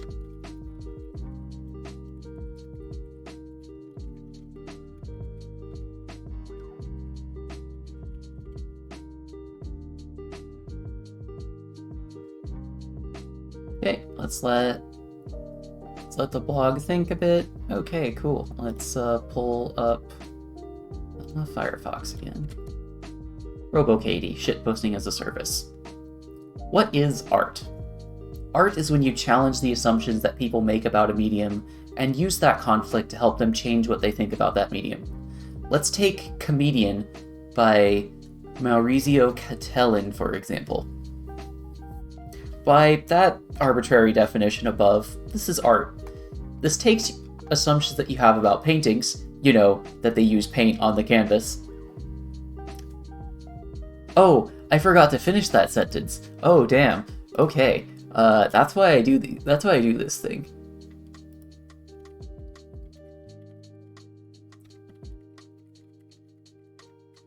And discards them.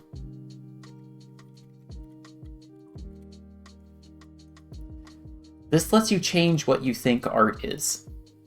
Art is not about the medium or the things in it. Art is the expression of these things in new and exciting ways. Originally, I was going to use some Banksy art here, but for understandable reasons, it's quite difficult to get good images of Banksy art.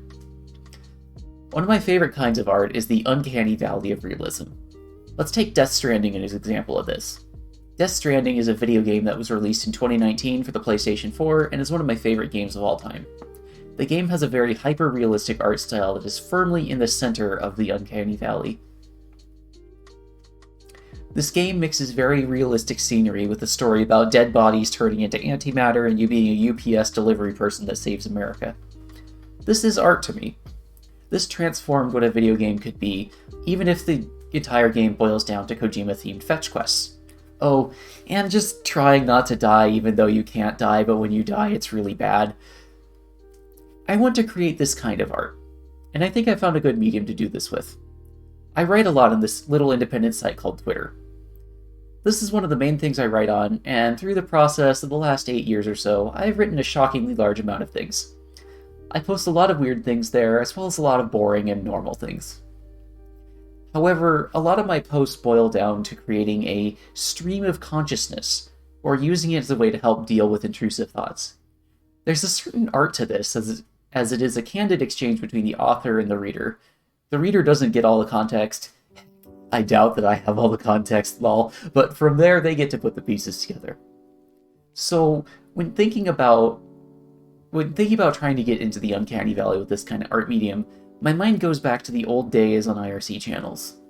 Many IRC channels run bots to help them run the channel, or purely for amusement. One of my favorite kinds of bots is a Markov chain bot. These kind of bots learn patterns in text and then try to repeat them at random. With enough training data, it can be fairly convincing at first glance. However, you need a lot of training data to get there. More training data than I have ever tweeted. This ends up creating a situation where the Markov bot is right in the uncanny valley of realism. At first glance, it is something that isn't not plausibly human. It looks like a bot. But it also looks like a human. But it also looks like a bot. It appears to be in the middle. I like this from an artistic standpoint because this challenges your assumptions that bots need to be obviously bots and humans need to be obviously human. In the past, I have ran a service I've ran a service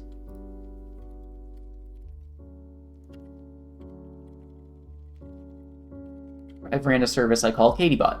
It took all my Discord messages, fed them into a Markov chain, and then attempted to create new messages as a result. This worked pretty well, but we ran into an issue where it would basically regurgitate its training data. So when people thought it was being novel about roasting some people, someone would search the chat and find out that I said those exact words 2 years ago. This isn't really exciting from an artistic point of view. You could get the same result from randomly replying with old chat messages without any additional data in the mix. I haven't run KatieBot in some time because of all this. It gets really boring really fast. However, I was looking at some DALL-E generated images, and then inspiration struck. What if I fed all those tweets into GPT-2? Okay, I do need to make this a bit taller.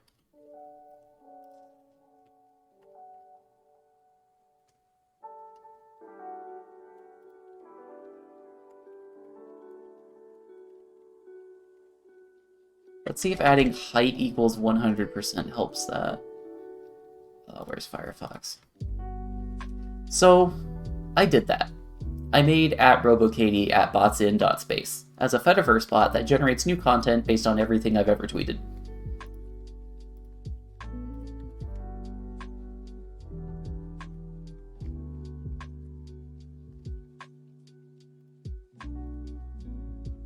Okay, width 50%? No.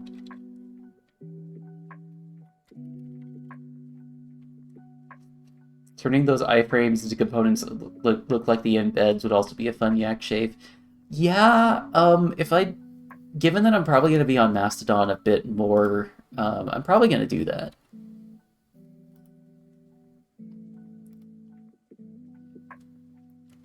Height equals, let's go for 400.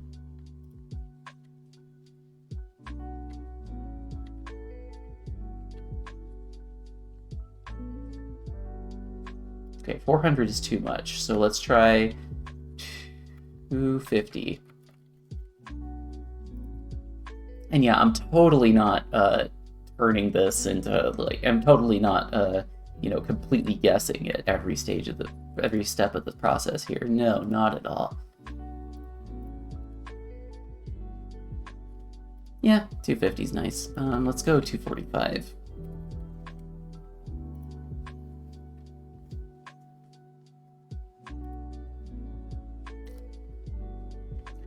Oh, iframe sizing, that is always annoying. Yeah. No, that's good enough. First step of this is getting all my tweet data out of Twitter. This was a lot easier than I thought. All I had to do was submit a GDPR data request, wait a few days for the cloud to think, and then I got a 3 GB zip file full of everything I've ever tweeted. Cool. Looking through the dump, I found a 45 MB file called tweets.js. This looked like it could be important. So I grabbed it and I looked at the first few lines. And, we see these lines right here that shows it's basically like a weird JavaScript object, or weird JSON object.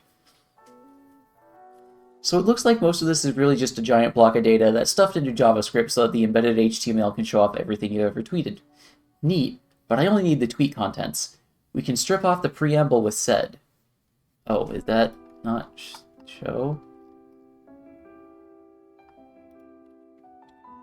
We can strip off the preamble with sed, and then grab the first entry out of tweets.js with a command like this.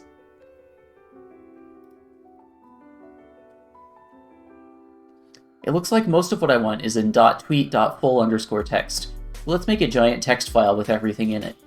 So I have this command here which, does Jake said and grep a couple times. This does a few things.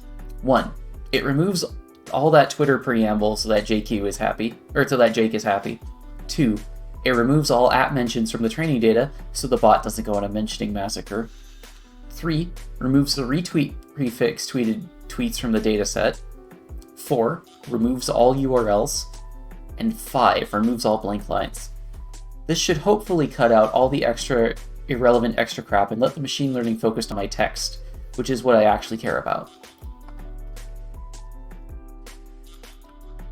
Okay, now we have to twiddle with the height again.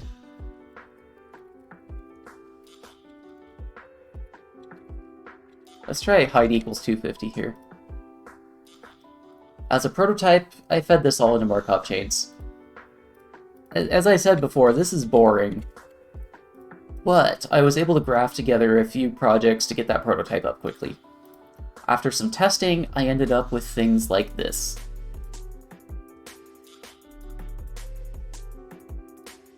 Come on. Load there. Come on. Is bots in space having issues? Probably is. Okay, let's try 225.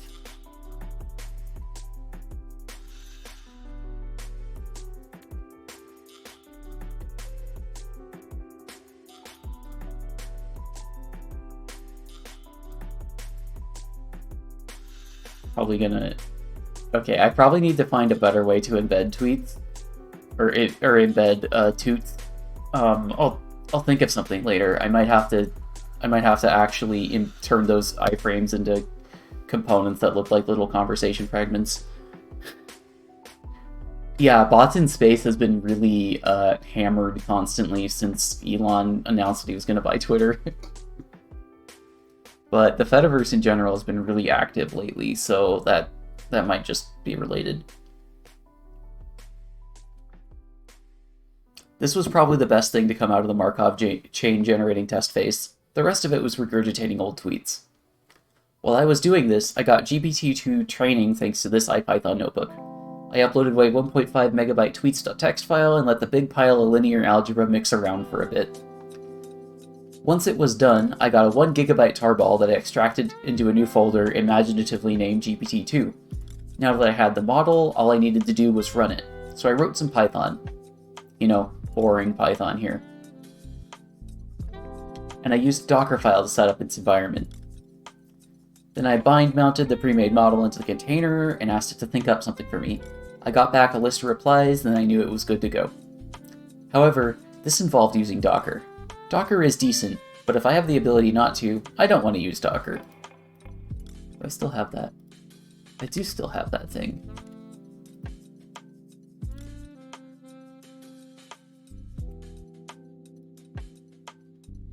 Yeah.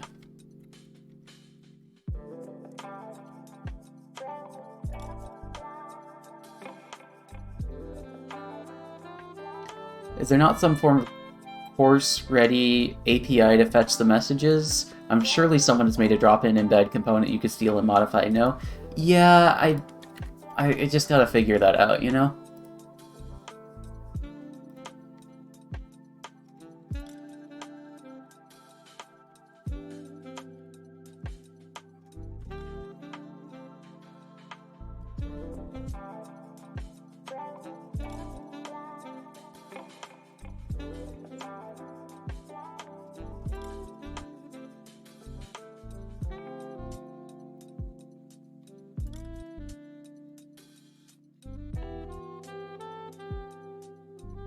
And now I'm gonna scroll down into my thing, and I'm just gonna paste an example of the stuff that I got from the AI.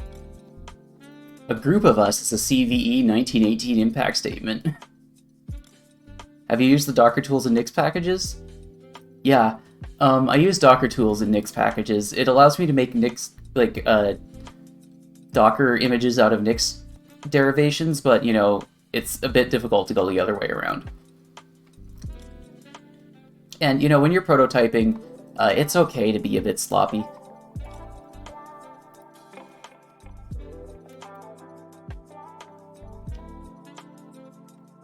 However,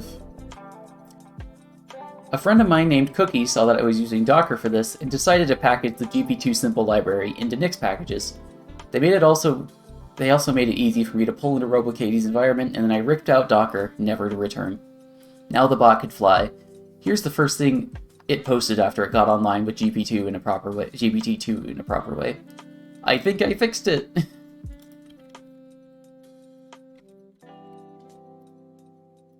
No, I don't want the width to be... width can be 500 there.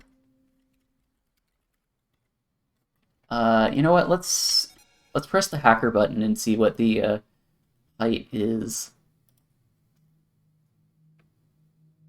Okay. So what is the height of this iframe?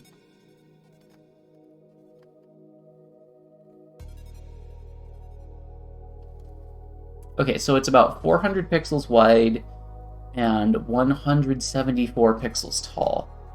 So let's make its height 190.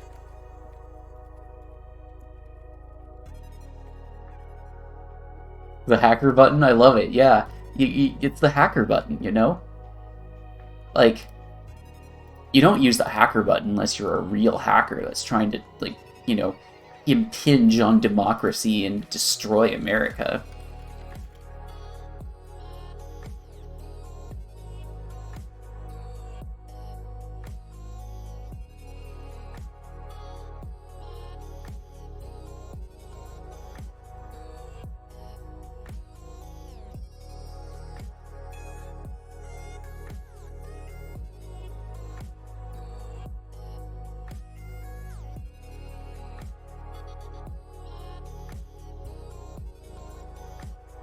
That's good enough.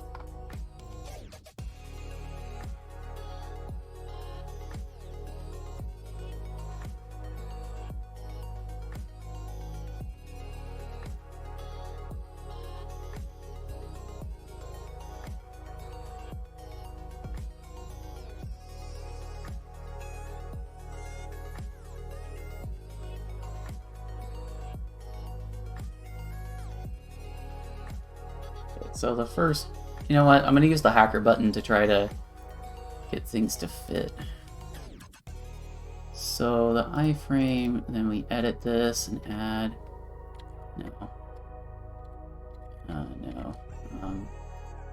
edit as HTML.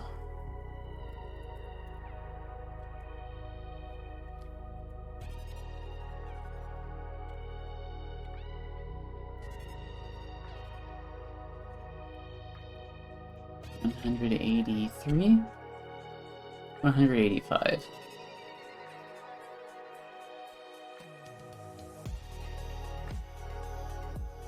$190.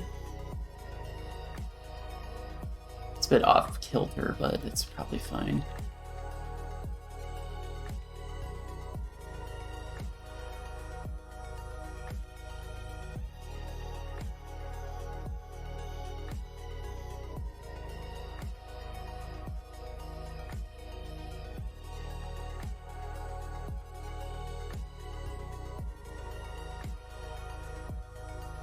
I'm gonna make this the one below at 190 just for consistency's sake, because otherwise that would really bug me.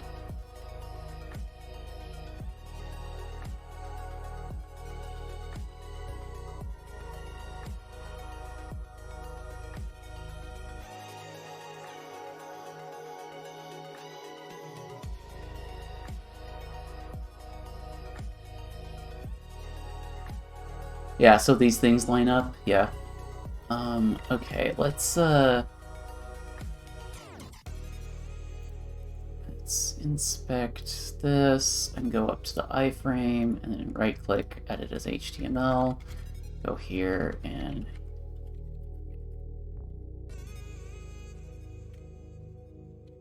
height equals 200? I don't know. Oh, hey, height equals 200. Okay, cool. Why the human ear, RoboKatie? Is that where some people keep their mind? You know what? That's a good question.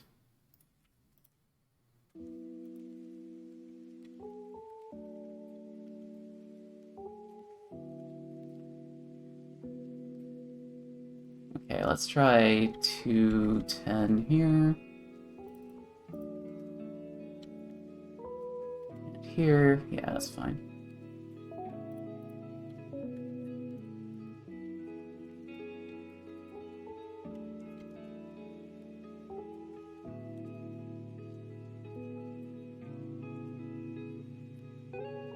Then this last one is going to be a bit longer, so let's edit as HTML. Then height equals 200. No, height equals 220, 250, 275. 300? 320? No. 340? No. 350? No. 360?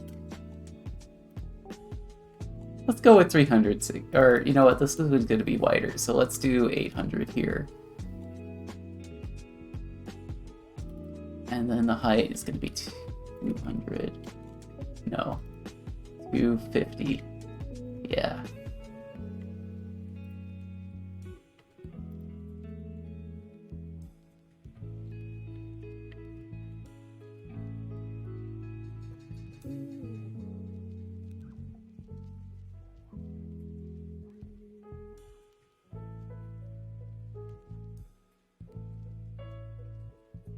There we go.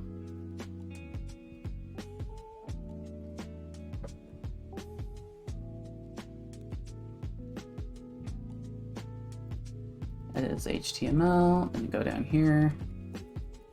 Height equals 220.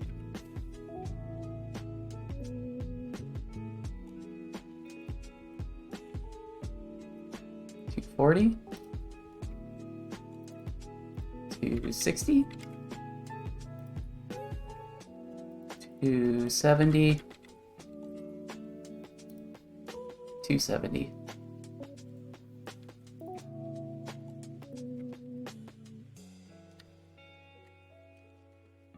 Control C, and then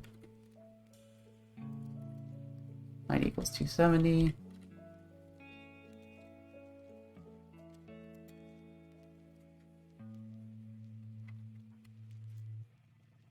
No.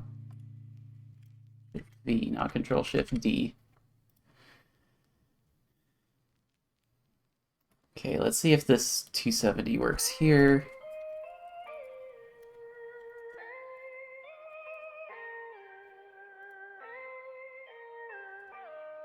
$280.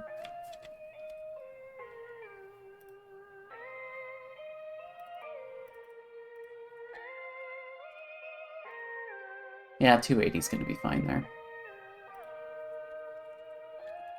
So change that to 280. 280.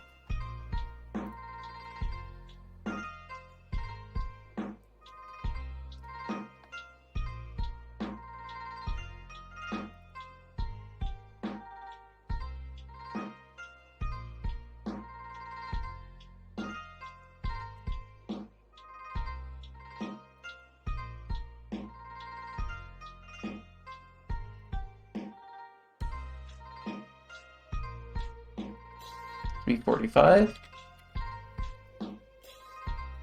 Yeah, 345. It's going to be...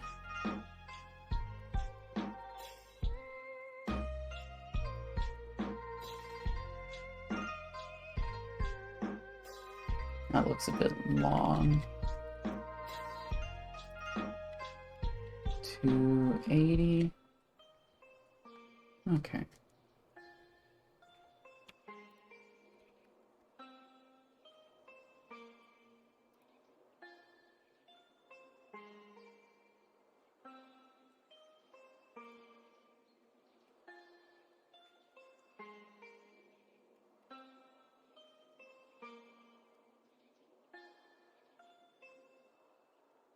Yeah, I'm definitely going to have to make a better Mastodon embed component because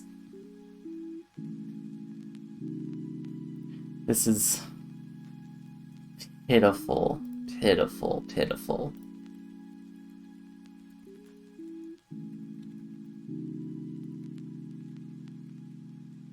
Is this 240 right here?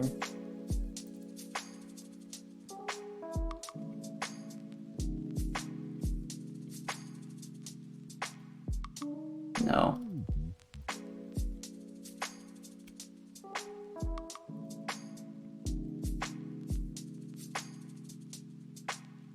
That equals 200, yeah.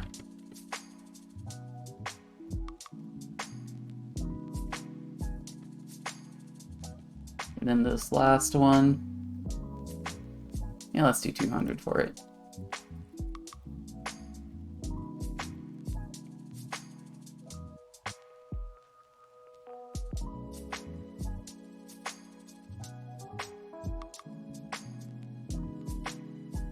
No, 180. Yeah, 180.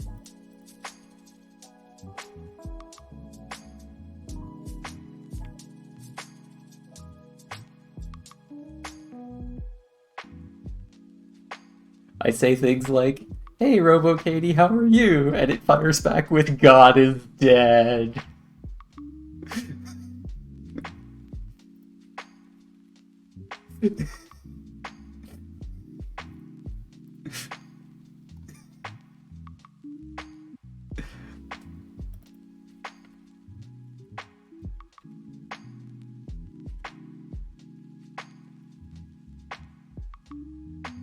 Okay, so this one's fine.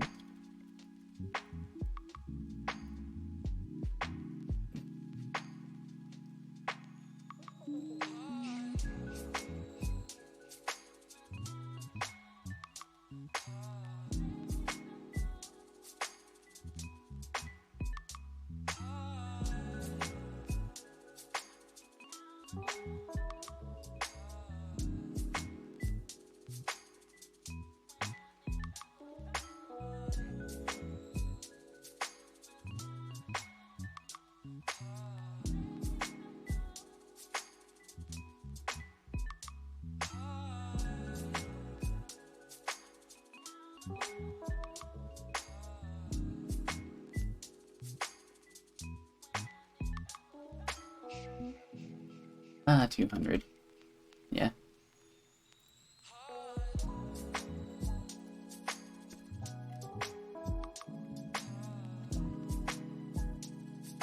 Probably gonna add a little no script thing that says like, "Hey,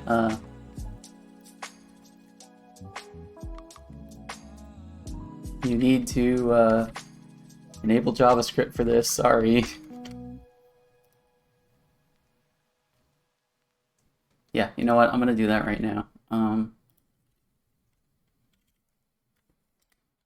No script. And then a legacy conversation embed.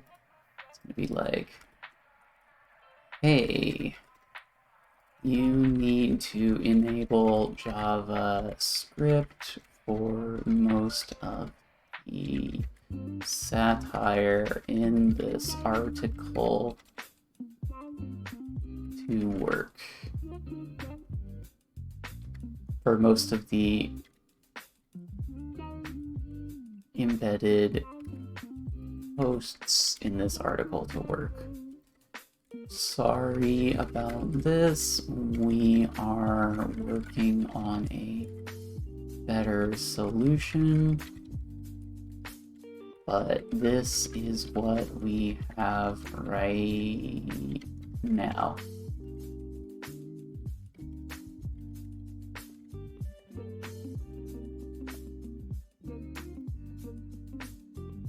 Ibuntoi.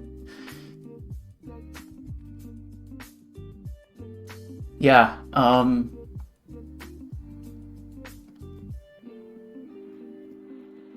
take a look at that. It's a lot of code. Yeah, it's AVI embedding a Mastodon feed, but that's like way too much code for me.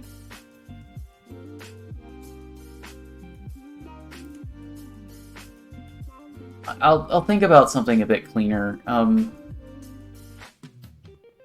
I might just make something that I can like put a Mastodon link into and it'll generate generate stuff for me. Okay, so then I go back to Edge.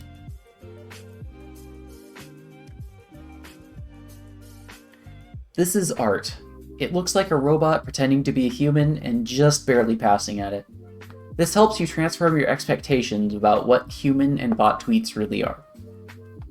If you want to influence RoboKatie into giving you an artistic experience, mention it on the Fediverse by adding @RoboKatie@botsin.space to your posts. It will think for a bit and then reply with a brand new post for you. Setting it up. You probably don't want to do this, but if you're convinced you do, then here's some things that may help you. Use the systemd unit and /run of github:/z/x. Put your model into a squashfs volume that you mount to the var lib private zserv.robokatie-gpt2/checkpoint folder. Don't expect any warranty, reliability promises, or assistance in setting this up. I made this for myself, not for others. Its source code is made available to make the code part of that art, but the code is not the art that it makes. Good luck. I guess what I think about art is that it's not just the medium, it's not just the expression, it's the combination of it all. The expression, the medium, the circumstances, all of that leads into what art really is. I could say that art is the intangible expressions, emotions, and whatever that you experience when looking at things, but that sounds really, really pretentious. So let's just say that art doesn't exist. Well, art does exist, but only in the mind of the viewer.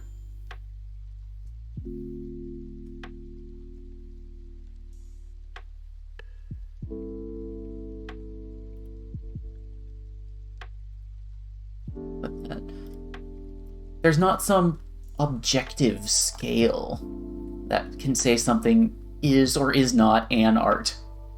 Art is imagined, and we are conditioned to believe that things are or are not art based on our upbringing. I feel that as a shitposter, my goal is to challenge people's objective sense of what can and can't be art by sitting right in the middle of the two and laughing. Projects like RoboKatie are how I make art. It's like, 200 lines of code at most. You could probably recreate most of it based on the contents of this post alone. I wonder if the part of the art here comes from the fact that most of this is so iterative, yet so novel. Through the iteration process, I end up creating novelty. You could also say that art is the antidote to suffering, to the kind of suffering that comes from the fundamental dissatisfactions that people have with everyday life. By that definition, I think RoboKatie counts as art. Either way, it's fun to do these things. I hope this art can help inspire you to think differently about the world, even though it's through a chatbot that says things like this. I'm apparently a witch. You need to find out. What is this, if not art?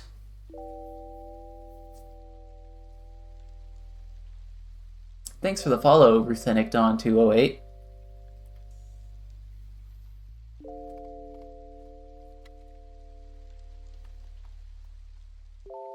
Don't worry about that question. But yeah, there's my, this is the post that I'm probably gonna, I'm gonna tag the, stream VOD with it, but yeah, this is This is art.